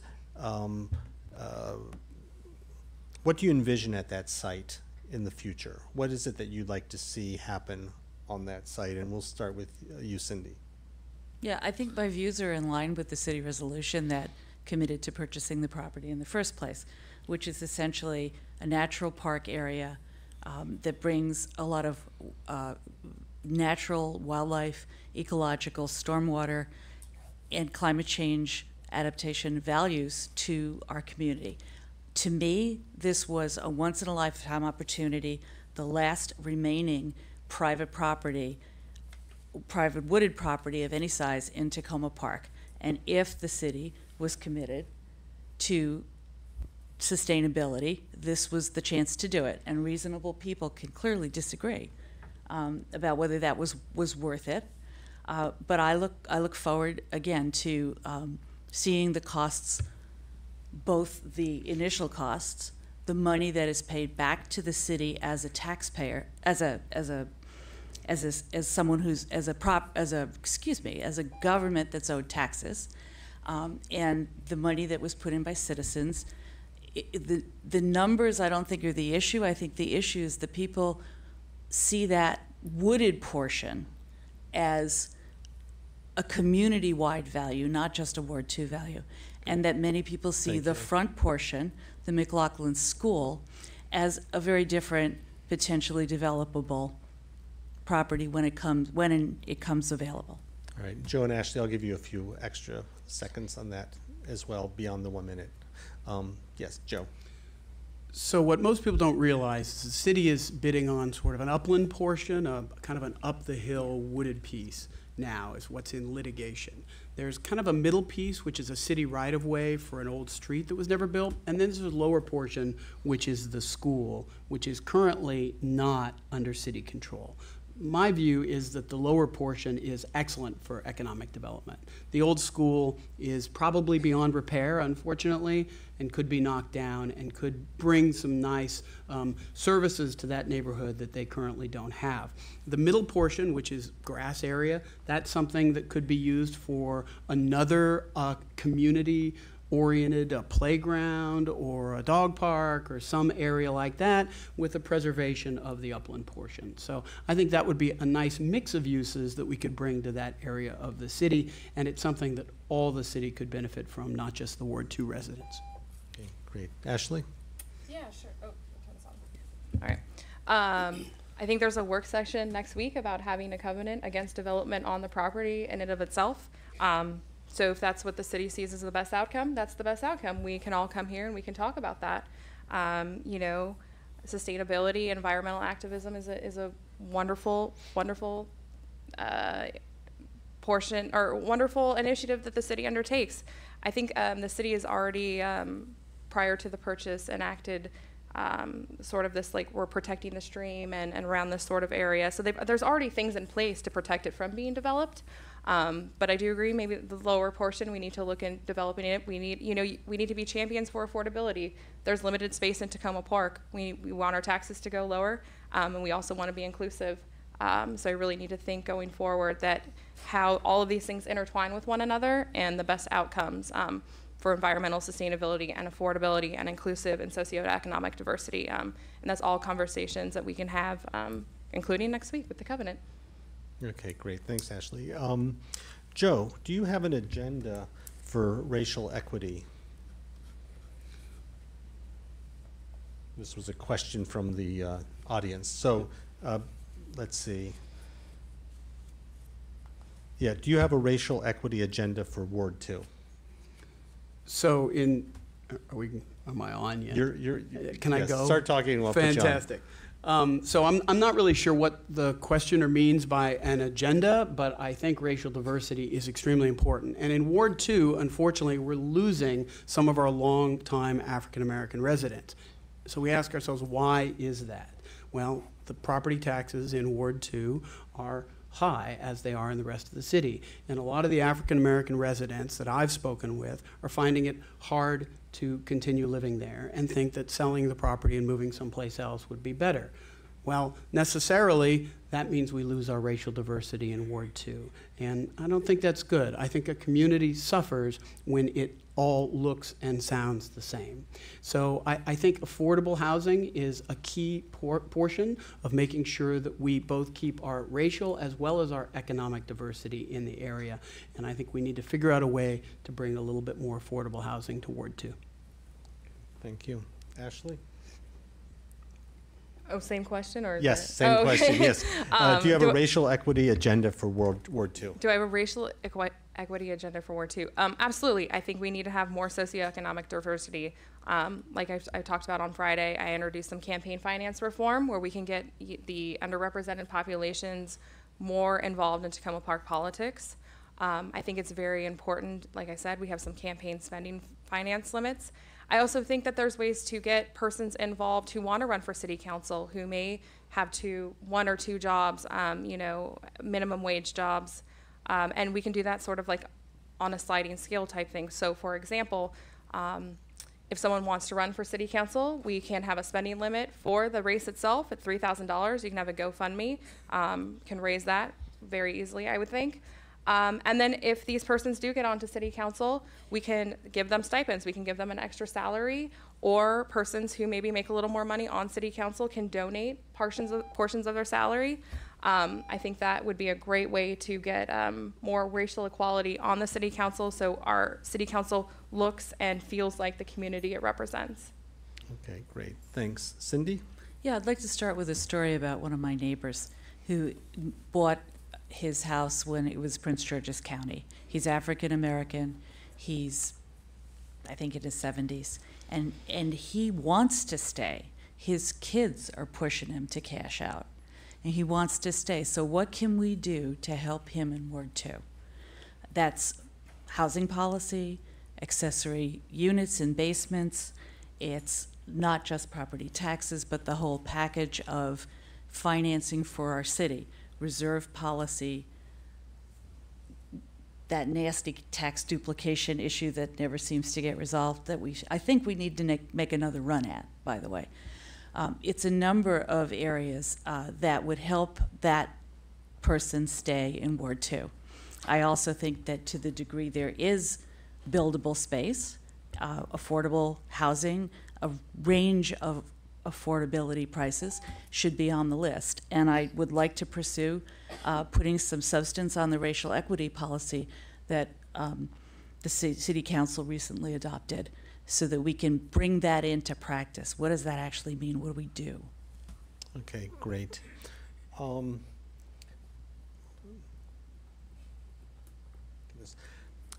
wondering if I could hear from each of you what you feel would be your top priority as a city council member. And are we back with you, Cindy? I lost track of, yeah, we'll go with you first, Cindy. Sure. I think it's a tie between affordability and inclusion, and by which I mean on affordability, that, as I've said, is not just property taxes. It's not just the tax rate, which, as was pointed out earlier, did go down ever so slightly for the city taxes in this past year.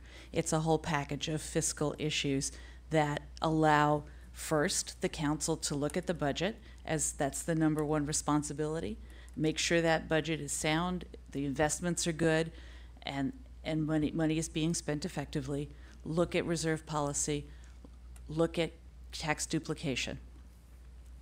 And that's also affordability on the housing side.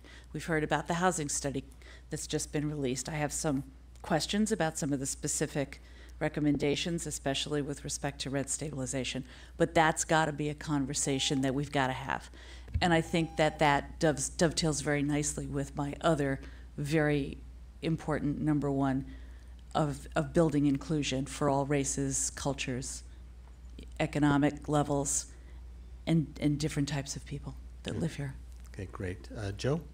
My number one priority, Eric, is to serve the constituents of Ward 2, to take the issues that are important to you and to make sure that those get to consideration at the City Council.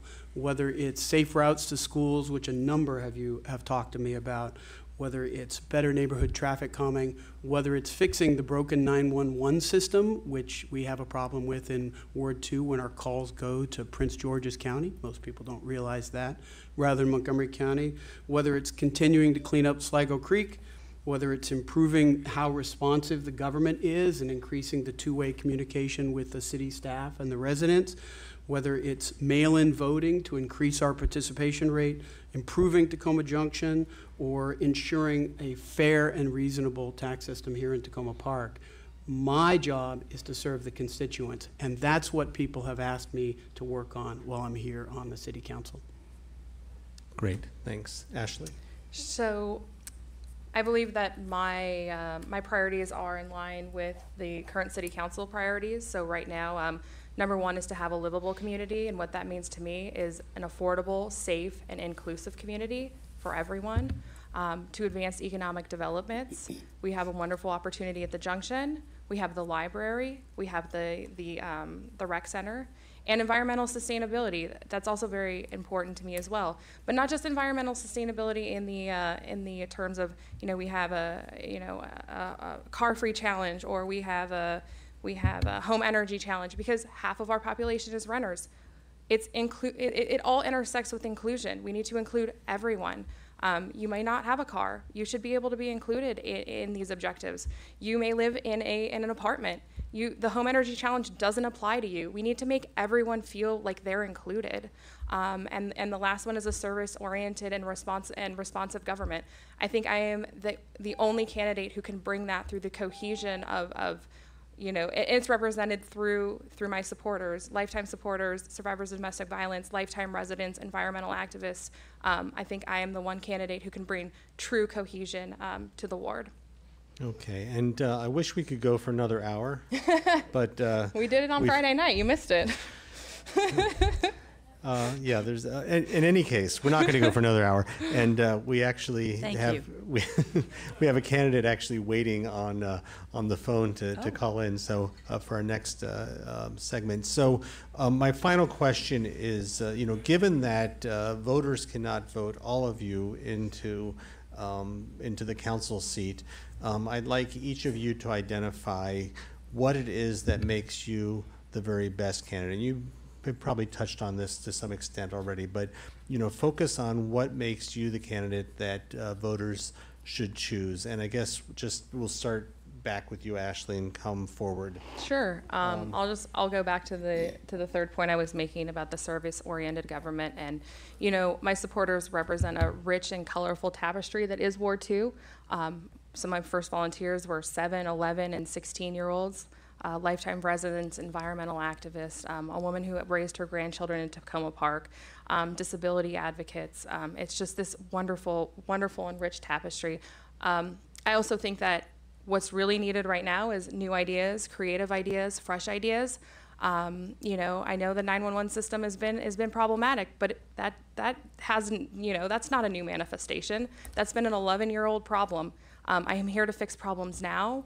I run this campaign with my husband and my friends and my volunteers. I've knocked every door myself, not my spouse, not my partner, not my volunteers. It's been me. I really think that I represent the true candidate where we can all come together and talk and be inclusive and have real conversations. Okay, great. Thanks. Joe? Eric, I might not be known as the least prickly candidate in the Ward 2 election now, and I understand that. But I've shown, despite that, and what matters is that I can get things done. I mean, whether you support the dog park or not, it took us 5 years of effort, 1,500 signatures, and a lot of heavy lifting. And we now have this great community resource that we didn't have before. And I'm the guy that started that effort.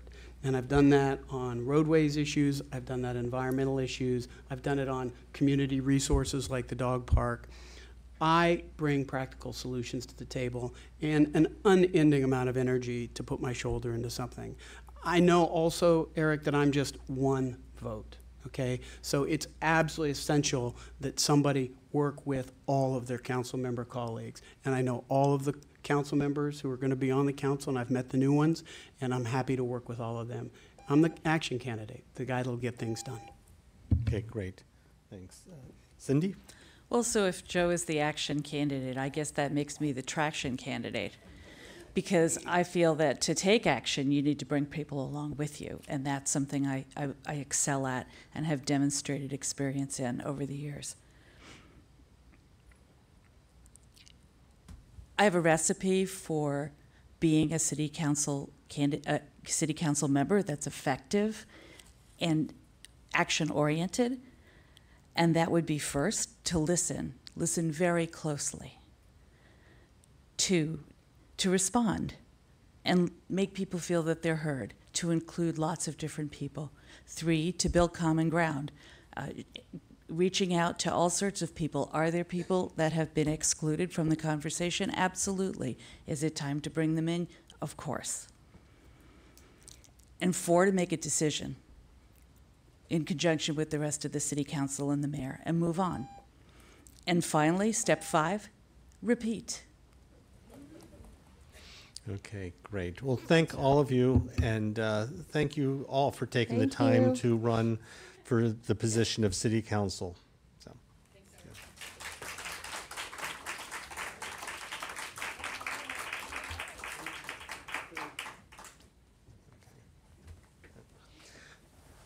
So we're only 16 minutes behind. I will be out of here before 10. So for the next segment is going to be one in which I rely on our great staff members of Takoma Park City TV. Amy Byrne. Oh, I'm sorry. Sorry, I thought you got them now. And her husband Adam, just in case technology Okay. fail. I'm just going to sit here just in case. That's it. Okay, so just to explain, so Amy Byrne is a challenger for the Ward 5 council seat, and she is with FEMA. She's an employee with FEMA, and she is working in Houston right now, I believe. And I think we have her on the phone. So we'll try that out to see if she can answer through the phone. And Amy, if you are able to hear me, we do have a timer. But I will say stop when your time is up, just in case you don't hear the timer. So I guess we need to find out if I need to stop talking, and we need to hear from Amy. Hi, Eric. Can you hear me? Yes, you're coming through great. Great. I've been on since the beginning. I know. I'm sorry about No, it's you been having to wait so wonderful. long. Okay, so Ward 5, Jarrett Smith is the current sitting council member running again for the seat, and Amy Byrne, as I have said, is challenging for that seat. So to begin, I'll put 2 minutes on the clock, and I'd like to hear from each of you what why it is that you're running for office, and what you feel are the particular challenges of Ward 5. Hold on one second. And who's first? Well, Jared, because you're in the room, I'll go with you first, just and get used to the voice. But Amy, you will go second. So, Jared? All right, thank you, Eric, and I appreciate you hosting this event for us. You've done it every time I've been on the council, and it was time for election year, so thank you. Before I answer your questions, let me talk about tax duplication, because as many of you know, I'm president of the Montgomery County Maryland Municipal League, and there is a deal that we are working on to resolve tax duplication. So our city manager, Susie Ludlow, is going to meet with some of the representatives of the municipalities that are going to be impacted the most in a negative way regarding tax duplication before we meet with County Council Member Sidney Katz and have a vote before the membership. Now, let's talk about your questions. First, regarding the issues in Ward 5. Ward 5 is, I would say, has the majority of the apartment stock in the city, and so it is the champion of rent stabilization. But all apartment buildings do not have the same quality. The maintenance is a huge issue, and even those buildings that are owned by nonprofits like CPDC that recently had a renovation at Essex House, lingering issues continue to be a problem. So how do you make sure that rent stabilization works for the residents of Ward 5 and for people all over the city? It's a tough problem because it is not just the city of Takoma Park that's dealing with it. It is us having to deal with the entire region, right? Washington, D.C. at one time was, if they weren't the leader in rent stabilization or rent control, they were very close to Takoma Park. Okay, we'll come back to that question specifically. Your time is up. So, Amy, same question for you. Why are you running for office, and what do you feel are the biggest challenges of your ward? Well, since moving to Takoma Park, I've been really dedicated to the city through activism, through working for the city, through support of our firehouse, and even my professional life. I think it's important to have someone who is a renter, who lives in the heart of Ward 5 to represent Ward 5. Because as Jared said, we do have a massive amount of renters, probably the most than any other ward in the city.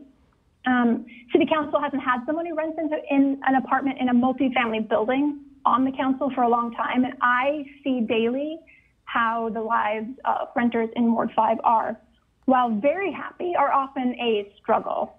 My community members work long and odd hours, and they just want quality, happy lives in a safe community, but they don't know where to turn to engage. And I think that number one is a problem. My professional life is also my ward. I've been working with Cheer for 2 years now, and Cheer's main... we're losing you, Amy. Amy, we're losing you. Oh, no. Okay. We may have to go with our relief pitcher. Amy, are you there? Hi, is this any better? Okay, hold on. Okay, go ahead, try again.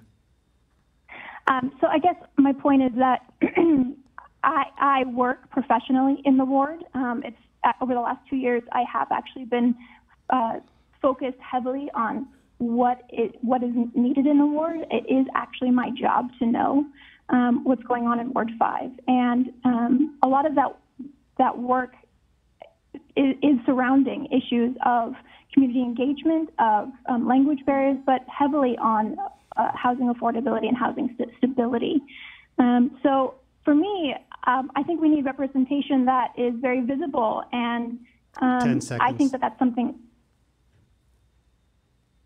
Oh, you just said 10 seconds. So go ahead. Okay. So I've been heavily working on it. I organized our Flower Hudson Tenant Association, and we've been doing a lot of really great events in our ward. And so I just think that we need better engagement and more visibility from our representation, and I think I can offer that. Okay, thank you very much. Amy, I'm going to ask you the next question, then we'll have Jared answer it after you. It's a question that I asked previously this evening. The council has a tendency to initiate new programs that need more funding, which drives up city taxes. And the examples given were the dog park, Safe Grow, the Flower Avenue Green Street, and election synchronization. How do you square the new programs with rhetoric about making the city affordable? This is a really good question, and I think it's interesting that in the last few months, I've been spending a lot of time talking to people, not just in person, but over email, because I have been in Texas for the last month, and over Twitter. And this is something that I found was really interesting for Ward 5 members particularly, because a lot of the things like the dog park and the library expansion don't really affect a lot of Ward 5 residents. We do have facilities that are actually closer to us that are outside of Takoma Park. And so for them, it is a difficult, it's difficult to understand why we are, for them, replicating these services. And so I would suggest that, number one, we do everything we can to stop replicating the services. And also, it'd be really great if we could increase our tax base by having the development at the junction, because if we have development there, we will increase our Okay, well, that's time in any case. Okay, thank you, Amy. Jarrett? Thank you. Taxes is always a big issue for the council. You know, residents come to us when we are considering the budget, and many people do not want us to increase property taxes. You know, that's the primary way that municipalities in the state of Maryland fund their operations. So it's a big question for us when we're up here on the dais. Programs, you know, I'm guilty of asking my colleagues for money to support things like Lunch and Learn and the scholarship program at Montgomery County College. So I think, you know, for wards like 4, 5, and 6, those initiatives are extremely important. So how do you balance taxes and new programs? I think it's highway user revenue restoration and fixing to tax duplication. That's why I'm working on these two big problems. All right, well, let's go to tax duplication, since you were talking about that earlier. Give me 1 second here. And we'll go with you first, Jarrett. Do you feel that the city can do more to reduce or mitigate tax duplication? And that would be taxes that we pay to the city as well as taxes that we pay to the county, and we have an overlap of services. Right. For this issue to be resolved, it has to come from the county council, because the county council is the one that is holding the money that should go to us and the other 21 cities and towns in Montgomery County. So through the leadership of Susie Ludlow, she has come up with a proposal that, you know, some municipalities in the western parts of the county, they bring in a lot of money from their income tax base. And if we go forward with this proposal, they will see less money, but they do not have the needs that we have in a Takoma Park. There is this deal. We have to see if my colleagues in the other jurisdictions will approve going forward, and then we have to have the GO committee, the Government Operations Committee at the County Council, vote in favor of taking it to the full county council. And I foresee talking to county council member Roger Berliner, who's the president of the council, about bringing it to an up and down vote in the next few months. Thank you. Okay, thank you. And Amy, I'll give you a few more seconds on this question. Do you feel that the city could be doing more to mitigate or eliminate the tax duplication issue?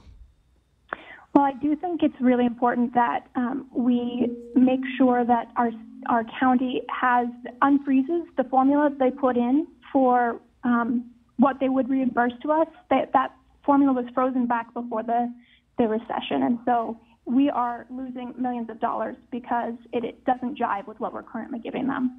Number two, I think it's important that we actually get from the county what we pay them for. So one of those things is the county inspection for our rental units. That particular service that they offer us is generally a checkboxing or a box checking exercise that doesn't really actually help the quality of our units. And so I think it's really important that we stop spending money on that particular service if we're not actually getting what we're paying for. Okay, great. Thank you.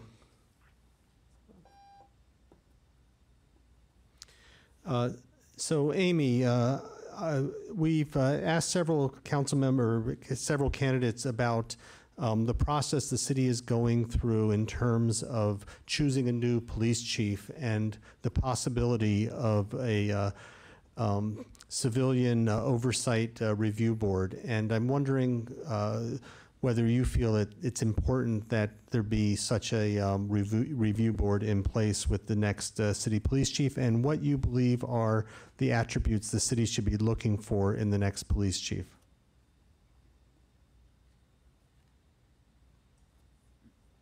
Amy? Did we lose her? Hi, I'm assuming you wanted me to go first. Oh, yes. So that's okay. to you first. So I have been really impressed with the initiatives that have come up in the past year out of our police force. The Unity in the Community initiative, the Behind the Badge initiative, the Youth Cadets, the Community Citizens Police force, as well as and all of the community engagement that Captain Collington has been doing outside of those initiatives. I know that they are out and about. They're trying to create better relationships between the police force and with the residents, and I think that has already helped increase that trust. So I think any police chief candidate should first and foremost espouse those values that have already been demonstrated by our current police force. They should want to get out into the community and meet the people and get involved and create better recognition. And with that, I think having a civilian review board shouldn't even be an issue. I mean, if they're dedicated to community-oriented relationships, a review board is just an extra opportunity to keep up with good relations. Okay, great. Thank you. Jared? Ready? Yes, I'm ready. All right, thank you. Yeah, I mean, when it comes to the police force, I'm extremely supportive of community policing. I think that is the future for the relationship. I hope it's the future of the relationships with law enforcement and the residents to live in the cities, towns, counties that they patrol. But what does community policing mean? I mean, it's like the buzzword now that everybody's using. For me, it means that you see more officers getting out of the patrol car, walking a beat, knocking on doors, just having some type of relationship with residents other than when someone calls 911 and the police show up at your house. For people of color, you know, there's always been this questionable relationship between the police department in these communities. There's been a lot of over-policing. There has been a lot of times the police have looked the other way while illicit activity has been going on in the community. So we need to find a way to leverage some of the things that Captain Collington is doing, and I will say for the record that I've helped him get involved in some of these things, like the ACE Academy. Thank you. Thank you. So a question from one of our viewers. Do you have a racial equity agenda for Ward 5?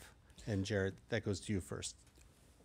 Well, I appreciate the question, and I would also like to state for the record that I was the one who sponsored the racial equity policy.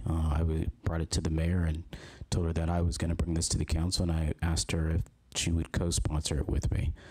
What does racial equity mean? I mean, it's another thing that's coming out there, and I think it comes out of Ferguson, and it started in Seattle with Mayor Nichols signed some policies to make sure government understood before they adopted a new policy, how does that impact people of color? And so that's what we're doing. That's what we're working towards. It's a long process, but what we want to do is, whether it's redeveloping the hospital campus, what happens when the Purple Line station is built at Arliss and Flower Avenue, how these things that are coming from the state, from the government, how they are going to impact people of color. Okay, thank you. Amy, do you need me to ask the question again? No, I've got it. So I think Ward 5, along with Ward 6 and Ward 4, really need to have this in place, because we do have such a high proportion of people of color in our communities. In Ward 5 particularly, we have a lot of people who do not speak English or as their first language, that they weren't born here. And so I think for me, one of my top priorities is to ensure that they are being reached out to and engaged with. Takoma Park has made great strides in ensuring that people who don't speak English are able to read the materials produced by the city, but it kind of stops there.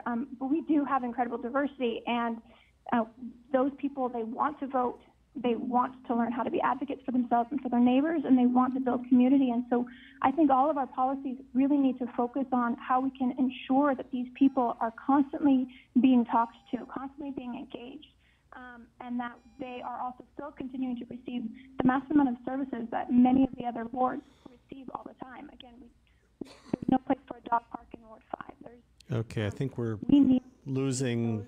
Things are happening. Yeah, I think we lost the last part of that, Amy. Oh, okay.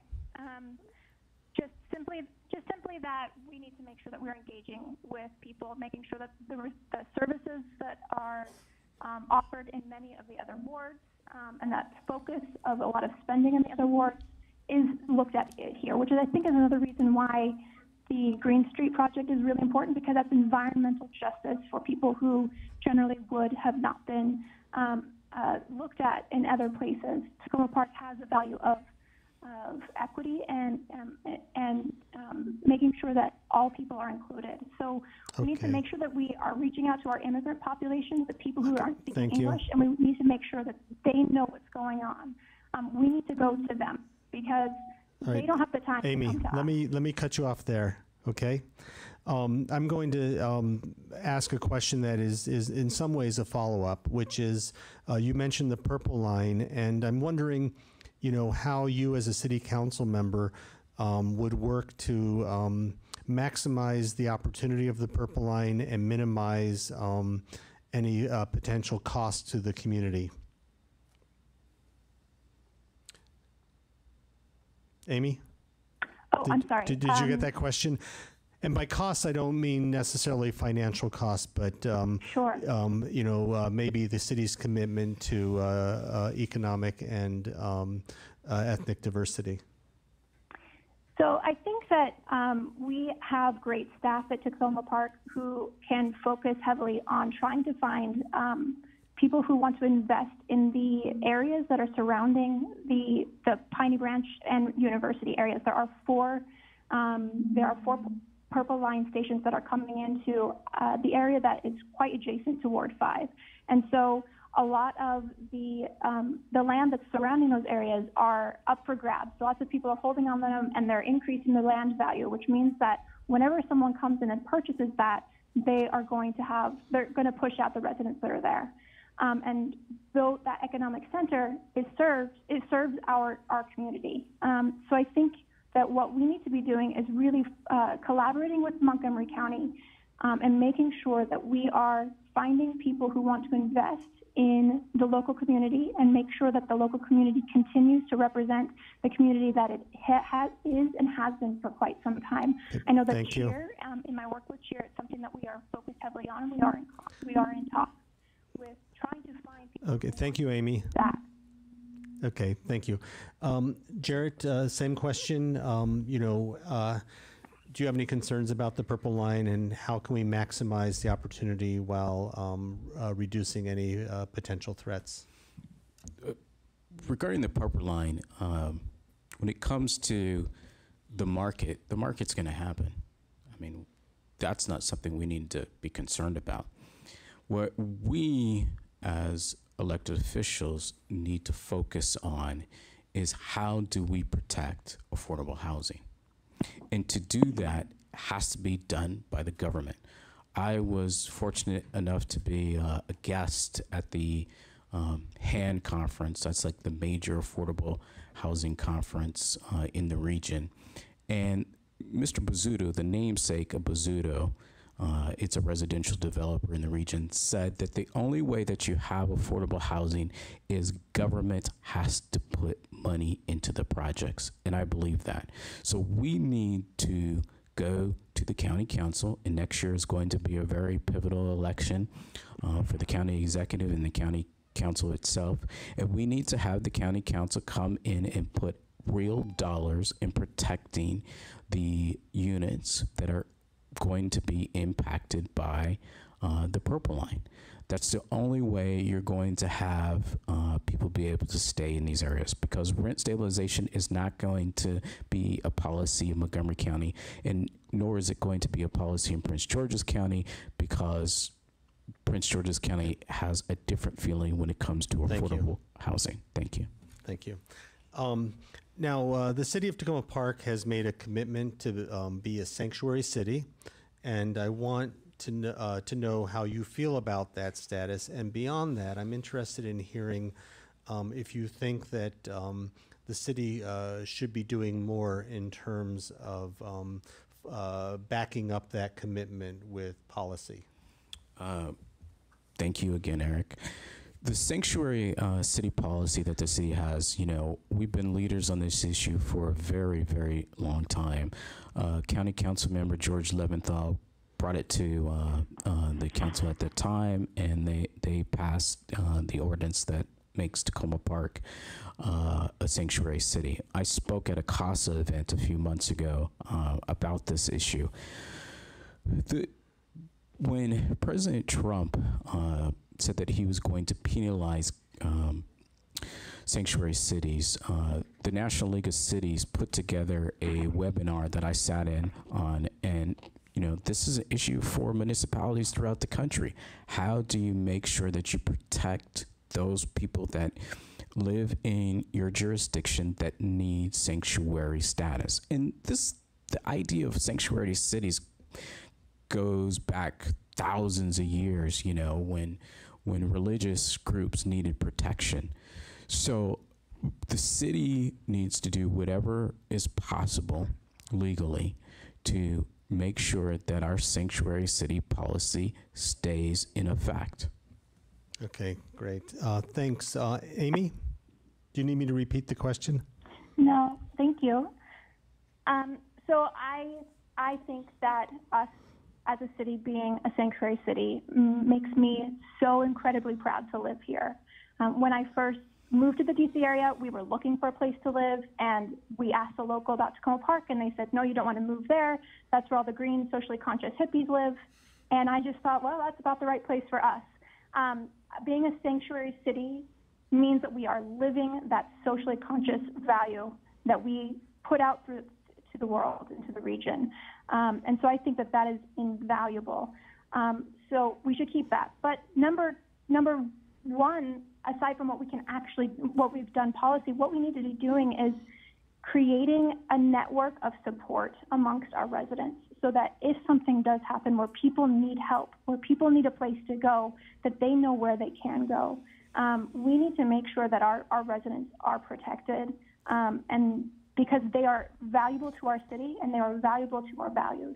And so I think that that's really important, that we are engaging with them, that we are identifying their needs, and we're identifying people who can be there for them and who can help them. Okay, great. Thank you.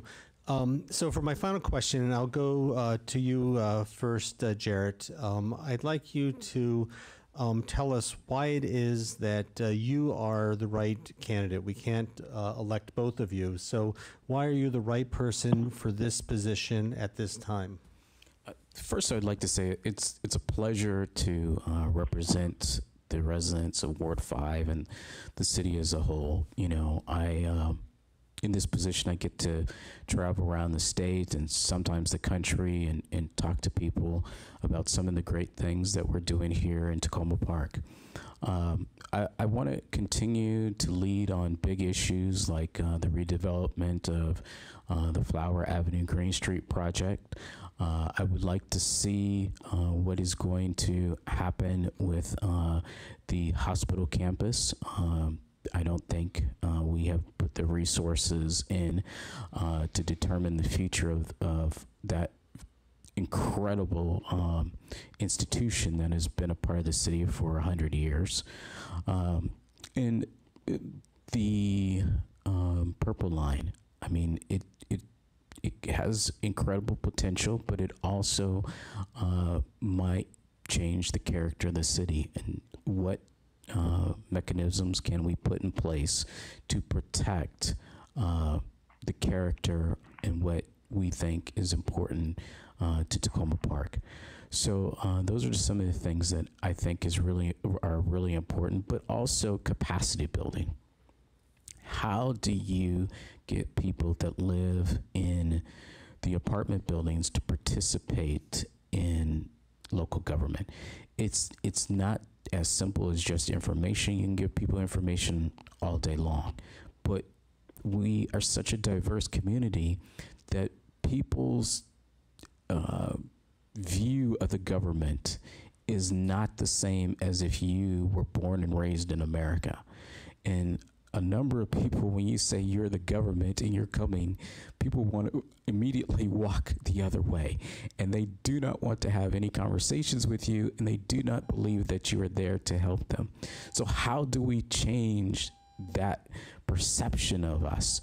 And I think it starts with city staff going and almost acting as ambassadors to the council, to residents in the apartment buildings, and knocking on doors and telling people the services that are provided by the city. And that was something that was an initiative a number of years ago. Thank you. All right, great. Thank you. Amy, what is it that makes you the right candidate at this moment for Ward 5? So I've been living in the same exact apartment in the middle of Ward 5 since I moved here 6 years ago. And I have seen very little change in the ward. But I have found that the more I've lived there, the more I've learned about what's going on and how important it is to be engaged with the people who are in the community. I think I am the right person for this, at this time, for this ward, because my focus is on Ward 5, because I want to make sure that Ward 5 is never forgotten, that I am constantly in the community, or that we have people who are constantly in the community who want to be active leaders. And it doesn't need to just be me, it needs to be everyone who wants to make a difference. So I know that I've already started doing a lot of that. I organized the Flower Hudson Tenant Association. We've been putting on a lot of community events because unlike other parts of Takoma Park, we don't have public events where everyone shows up. So we've been doing a lot of work in making sure that people are engaged. And yes, maybe people are scared of the government, but they're not scared of their neighbor. And I know that my community... Okay, we're losing you, Amy. Amy? Okay, well, I think that might be it. But I will say that, first of all, I've been informed that Jarrett's sign is incorrect up here, so I apologize for that. It happens. But you are running for Ward 5, not Ward 4. And I also want, this would be a good time to say that we are planning to have a Ward 5 discussion next week, a forum next week at 7 o'clock on Monday, I believe, at Columbia Union College, and I will be sending out more information about the room and so forth. Well, let me correct you, Eric. Okay, thank you for correcting me. They want to be known as Washington Vintage University now. That's so. I've been here too long.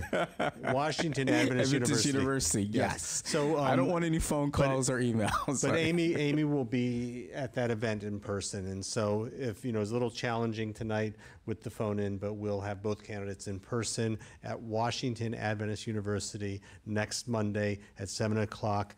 Stay tuned, and I'll be sending out social media about the room. And I know Amy's very excited to actually be there in person rather than having me sitting up here, because I'm glad I didn't just have to sit here like this. All right. So thank all three of you.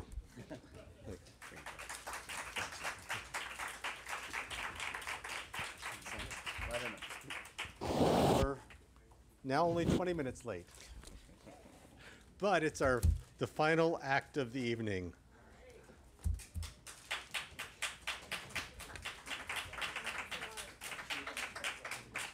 No idea where to sit. So I think they have you figured out. You're here. Okay. Yes.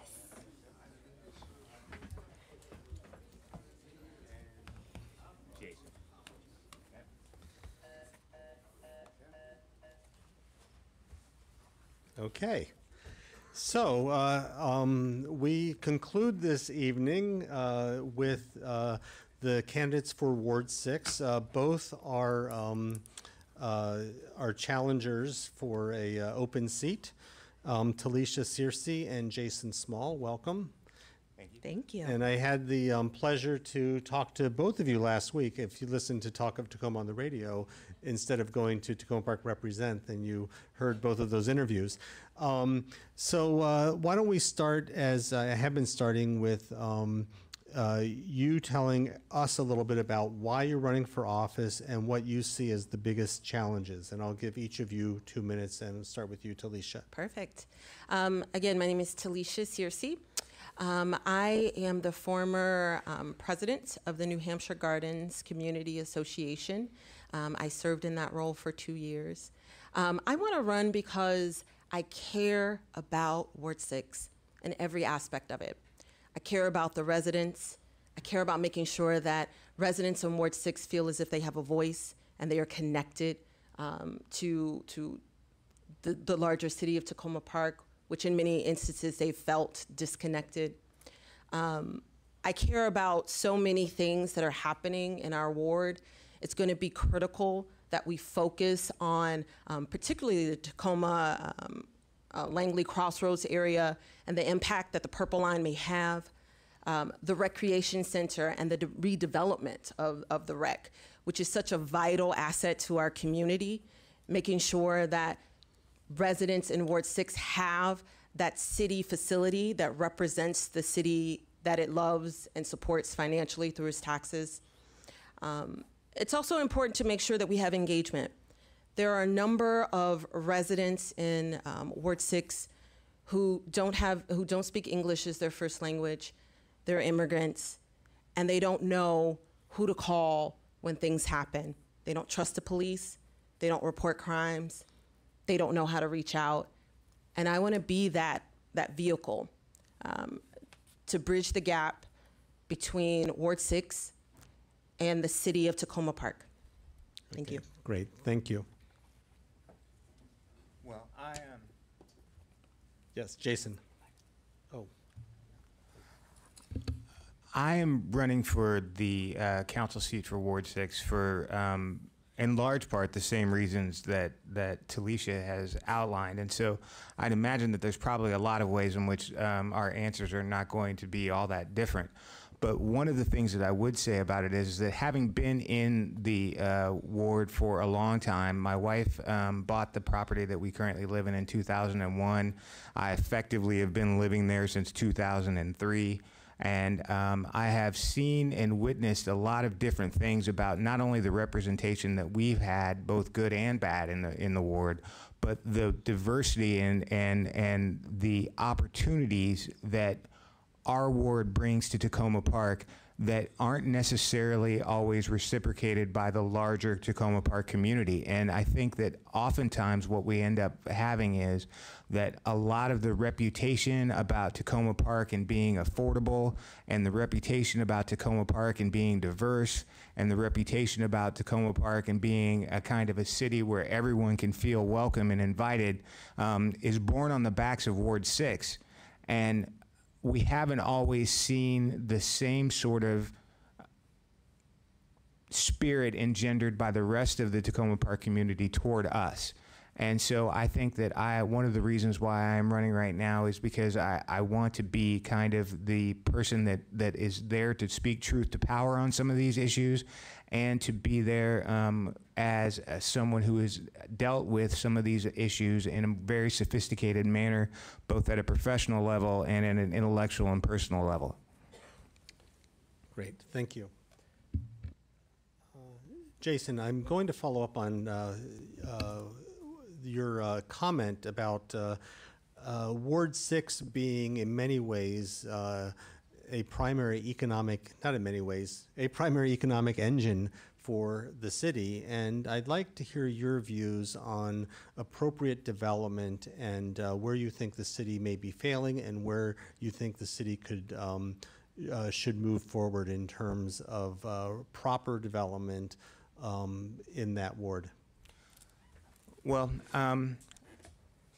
if I'm being honest about that, I think one of the greatest ironies about this whole issue with the Takoma Junction development has been that that geographically it's not that big of a place. It may happen to be in the center of Ward 2, but in reality, or in Ward 3, I'm sorry. But in reality, most of the economic tax base or the business tax base that's available to Takoma Park is actually in Ward 6. And so to have seen so much of the emphasis be placed on places where we're not necessarily looking towards the kinds of things that we could be doing in Ward 6, and some of the emphasis about micro growth and small development and taking into consideration local and community ideas in development not being replicated in the area where most of the opportunity to do that would be, has been kind of a frustration for me for a long time.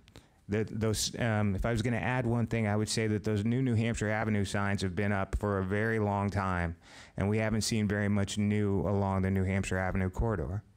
Okay, great. Thank you. Talisha? I'm assuming same question. Yes, oh, it says. Yeah, no so problem. Let me yes, so same question. So I kind of want to piggyback off of some of the points that that Jason raised. It's a fact. Ward 6 is one of the, if not the major economic engine for the city of Takoma Park.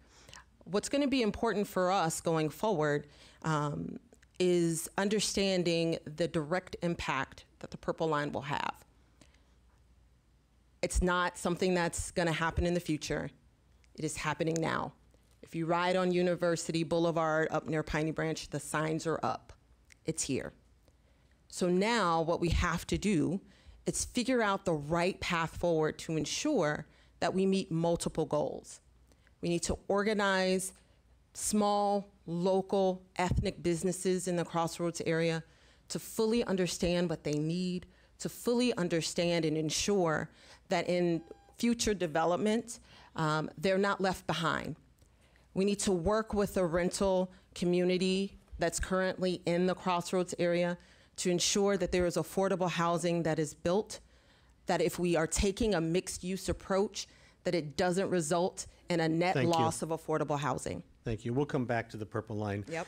But I actually want to follow up on, I heard a voice from the audience, so we'll just follow up on that voice. So the Taco Bell issue, which was moved from the location of the transit center up to the location on Holton Lane. And I'm wondering if you feel that the city has acted appropriately and if it listened to residents on that issue. And oh, I'm sorry, Talisha. No problem. As the president of the New Hampshire Gardens Community Association, I took a very active role in first convening residents to understand the issues of the Taco Bell. I had meetings with the developer and residents in our area. I issued a survey to residents in New Hampshire Gardens to understand what their concerns were about the Taco Bell development. And I really tried to reach those people who did not want to go on the listserv and say publicly that they liked Taco Bell, which was a problem. One of the big things that was important for people to understand is that the zoning for that lot really held a lot of folks' hands. Our hands were somewhat tied in terms of what we were able to do. But the information that I was able to gather, the information that I was able to communicate, the point that people were concerned about litter, the point that people were concerned about traffic, the point that people were concerned about what it means for development in the future actually led to change in the site plan. And it is still being changed right today. The State Highway Administration is still working on the intersection at Holton Lane. Okay, thank you. I'll give you a few more seconds, Jason. Well, I think that if you look at the sector plan that kind of governs the, at least the Montgomery County side of the Takoma Crossroads development issue, a lot of the things that it talks about in there are about walkability and sustainable development and bringing some sort of an urban density that would promote those kinds of walkable, safe spaces. And I do understand that, you know, having a state highway run right through the middle of it makes it a little bit more of a complicated issue.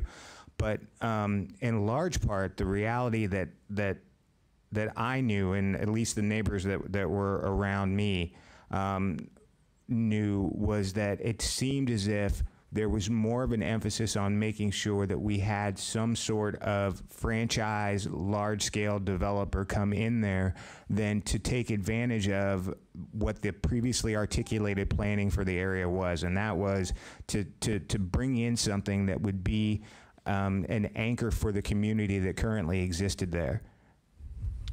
Okay, and I want to kind of keep following up on some of some of these questions because it seems like these are unique to Ward 6. So, fittingly, the business district at New Hampshire and University is the Crossroads. Let's see, Crossroads Development Authority, right? Mm-hmm. You're at a crossroads. You have multiple jurisdictions along all sides of, or three sides of your ward. So can you talk about maybe some of the issues that residents of that ward face because of that, and how the Purple Line may impact Takoma Park? How would you deal with that impact? Well, I think that there are a couple of things that come to mind immediately about that. One being that when you deal with a cross-jurisdictional community, the lines that exist there are not the same to the community as they are to the jurisdictions that operate in those areas. And so for us, as residents of Ward 6, you know, that area means something completely different than it might mean to the municipalities and the counties that are in control of those spaces.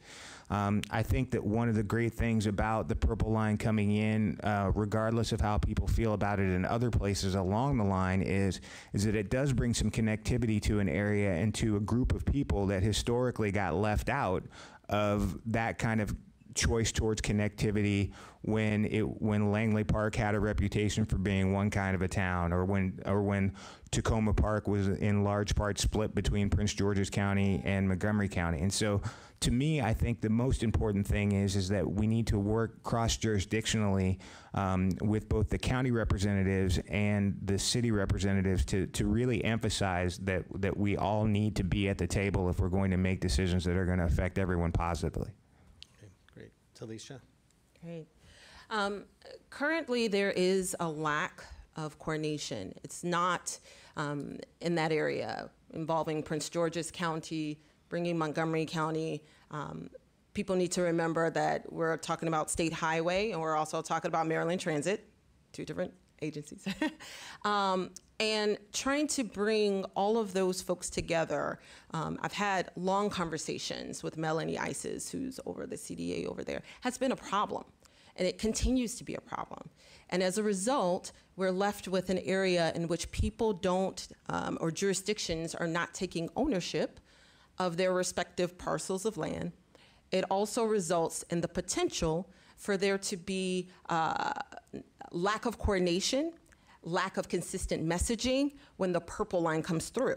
We want to make sure that everyone that has a stake in Ward 6 are on the same page when we're faced with development. Great. Thank you. Another issue that you'll be dealing with is the Recreation Center. And I'm wondering if you would share your vision for the Recreation Center and give us some indication of how you will fight for funding to see your vision come to fruition. Talisha. Great. I am personally so invested in the success of the Recreation Center. It is such a resource for the community. We've used it as a space to have community meetings. The kids in my family that are at Takoma Middle are constantly there playing basketball. It is critically important that we, one, understand, and we've done lots of work within the city to understand what people want, but two, turn the proposals that have been received into a really constructive process, engaging Ward 6 residents that are going to definitely take advantage of the rec center once built, and then to go a step further and hold whoever we select to develop that parcel accountable to answering to the needs of the residents of Ward 6. It's going to be mission critical for whoever is selected in this position to be hands-on in terms of meeting the needs of the residents, getting them here to learn more about the proposals, and actually holding developers' feet to the fire to ensure that we get what we need. Great, thank you. Jason? Well, I think in a couple of ways, the rec center on New Hampshire Avenue really provides a real opportunity for Takoma Park to kind of live up to some of the things about community that are supposedly component parts of the values of being here. I think a lot of times what we end up seeing is that there is an opportunity for a lot of interaction and activity that could be driven through that facility that would inspire and develop the community and the sense of community for the entire town of Takoma or city of Takoma Park to meet the needs of both the residents that are immediately there and expand its footprint and the services that it provides. I think that one of the things that we've always seen, or at least in my experience that I've always seen, is that having the opportunity for people to come together in sport and in community activities and things is one of the ways in which you bridge gaps. And having a space that promotes all of those things to people is something that I think would be in vital interest to all of us. I don't think you're going to find a lot of disagreement between the two of us on that issue. Okay, great. I guess, not to be divisive at all, but, when I interviewed both of you this past week, each of you used the phrase redheaded stepchild in reference to Ward 6. And so I guess I'm wondering, That's awesome. and this... I like redheaded people. I am redheaded. And you both have really addressed this already, but are there ways in which Ward 6, which both of you have expressed, is often left out of the the public imagination of Takoma Park? How can the issues and the life of Ward 6 be further brought into the life of the entire city? And Talisha, I think anyway, just. I've forgotten. Just Talisha, take it away. I think there's a couple of things that will need to happen. Number one is prioritizing Ward 6 issues. That's first and foremost. I spoke to the co-op board yesterday, and I'm still alive, which is great. But one of the things that I stressed is, the Takoma Junction is great, and the co-op is great. But the fact of the matter is, many Ward 6 residents don't frequent the Takoma Junction. And the more time and effort, the more we're at a stalemate, means the less time we have to devote to what we need to get done in Ward 6, which is another huge part of the puzzle that is the city of Takoma Park. We have to engage. We have to reach people where they are. We have to have more events. We have to support the events that we have. I went to the Diwali Festival, a beautiful event. How can we support those things and those activities that are happening in Ward 6 to get people from all over the city to participate? Great. Jason? I do think, I think that as we look at the way Ward 6 has been treated by the rest of Takoma Park, I don't think that it's an issue of previous representation or anything like that. But I do think that there is kind of a perception along and among the other parts of Takoma Park that somehow maybe the history of being aligned with Prince George's County or having New Hampshire Avenue where it is has affected the collective consciousness of some of the other wards. But I would hazard a guess that there's probably a lot of people that are in other parts of Takoma Park that don't even realize that Takoma Park goes past New Hampshire Avenue. And so for people who are in Hillwood Manor and people who are in other places along the corridor, that there are ample opportunities for everyone to consider the entire depth and breadth of Takoma Park as Takoma Park, and that if we look at the New Hampshire Gardens area and the Hillwood Manor area and the apartment complexes as a part of the city instead of the thing that makes us diverse, then I think we'll all be better off. Okay.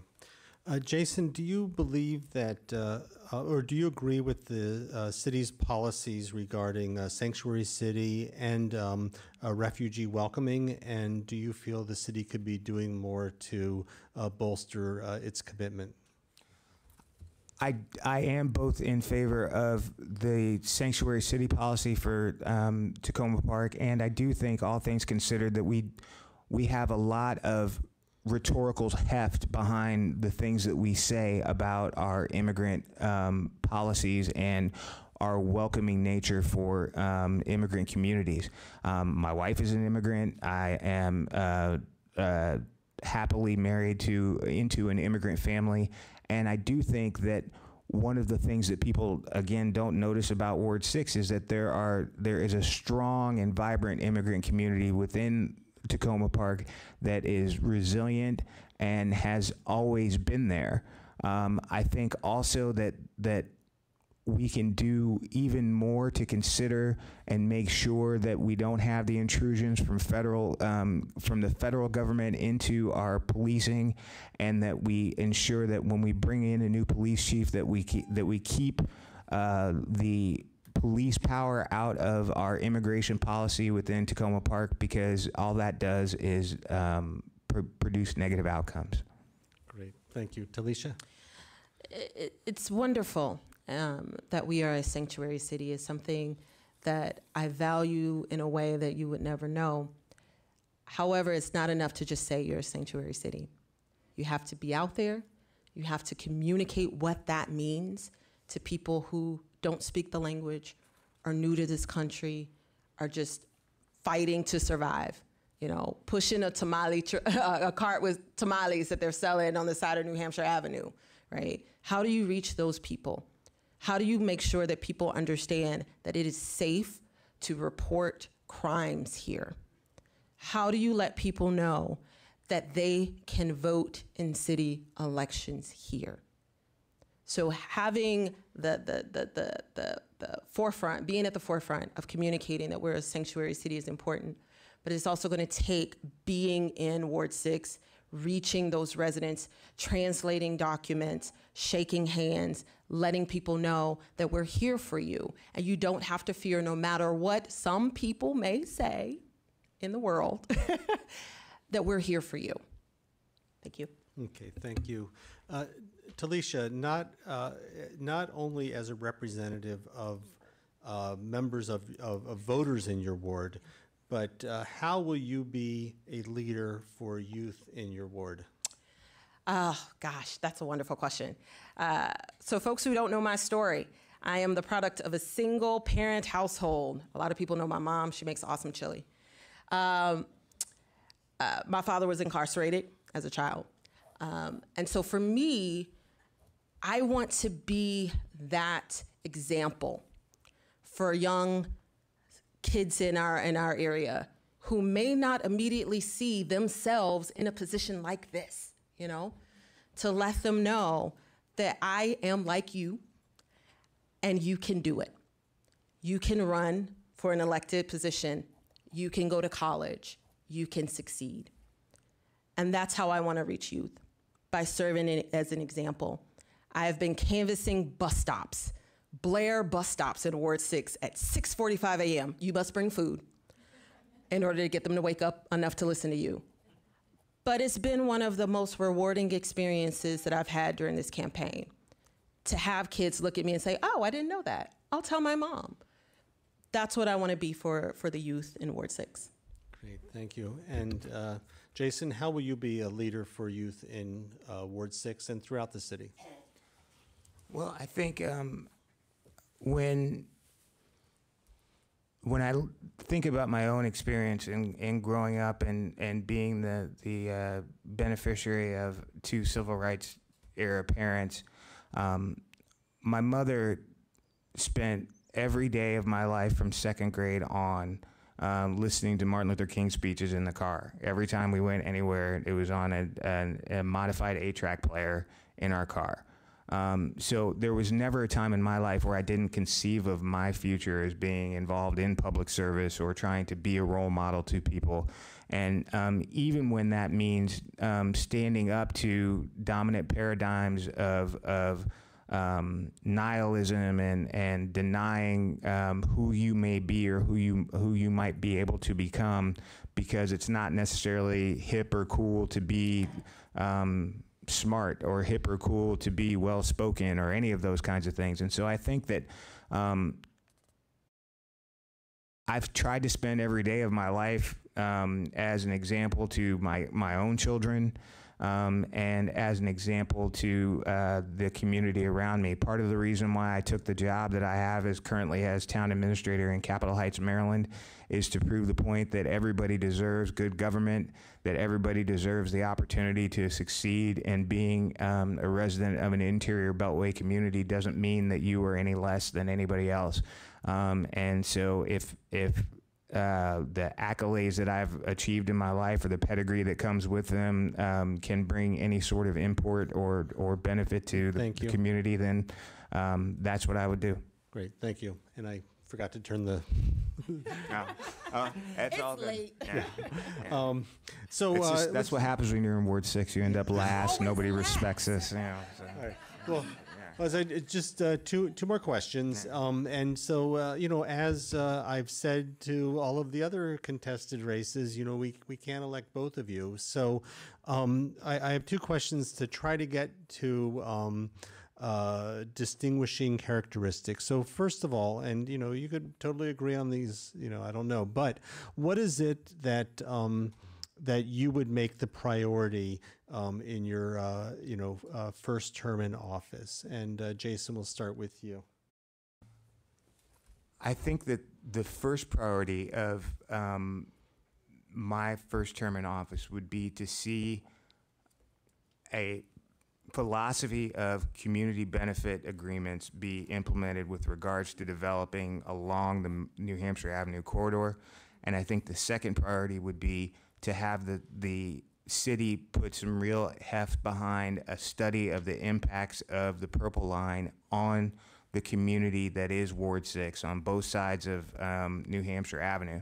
I think the third thing would be to try to really deal with the issues of policing and accountability for the visibility and safety of the residents, because I think that's one of the main concerns that people have when I've been speaking to them, and that if we can deal with issues of livability in Ward 6, then we will be a long way down the road at trying to make everybody better.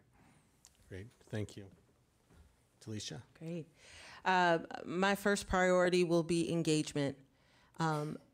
Whoever is elected can't do this alone. It's going to take the brain power of the residents within the ward. It's going to take people showing up. It's going to take people speaking up to get things done. So that's first and foremost what I want to do. Second, it's about convening.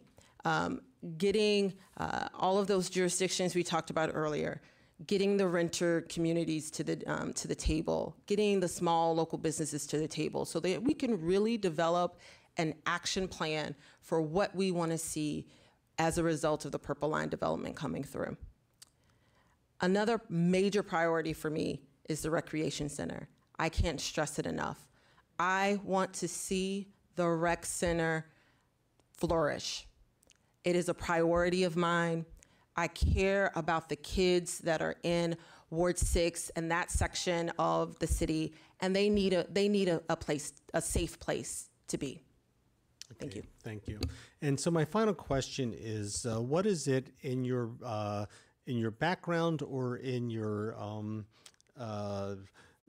makeup that uniquely qualifies you to be an effective city council member? I'll start with you, Talisha. First, I have a fire. I have a passion for the community. I love where I live. I've lived other places that are constantly named, Bethesda, Silver Spring, and I chose Takoma Park. Second, I'm a doer. I don't sit back and just send emails. I actually get out in the community and I do. If it means cutting grass and trimming around signs, if it means staying up late and going to Sam's Club to make sure that we have supplies for a fall harvest that, fingers crossed, someone shows up to, that's what I do. Because I care enough about our ward and I care enough about the people in it. Lastly, I know how to listen and constructively lead in terms of coming up with practical next steps, practical courses of action. We could talk about ideals all day long, but at the end of the day, we have to reach a point where we could take incremental steps forward. A dream is not realized overnight. It takes time. And I want to do all of that as your next city council member, I guess, for Ward 6. It's late, y'all. Thank you. Great. Thank you. Jason? I think that part of being a good council person and being a representative is being willing to be the person that is unafraid to speak truth to power. I think it's also very important to be the kind of person who is willing to listen to the voices of the people who may not necessarily be experts or may not think that they are as valuable as the decision makers tend to think that they are. And really articulate their voices and their opinions as we move forward. For myself, I think I've never had a problem with being a gadfly. I've never had a problem with being involved in public service. And I think I've been wrestling with the issues that affect Takoma Park my whole life. It's the reason why I came here from the Midwest. And I think that as we move forward and think about these things, that having and adding that gravitas to the issues is something that I could bring to the table. Okay, great. Thank you. Why don't you stay here for a minute? We'll just wrap up. I want to thank everybody who stuck with us through this entire forum. It could have gone longer. You could have asked more questions, but I think you didn't. but I think that we had a good representation. I feel inspired. I feel very pleased to be a citizen of Takoma Park, and happy that we have so many high quality individuals who are stepping forward to represent us. So I just want to once again thank Takoma Park City TV for their work tonight and, at so many events and city council throughout the year.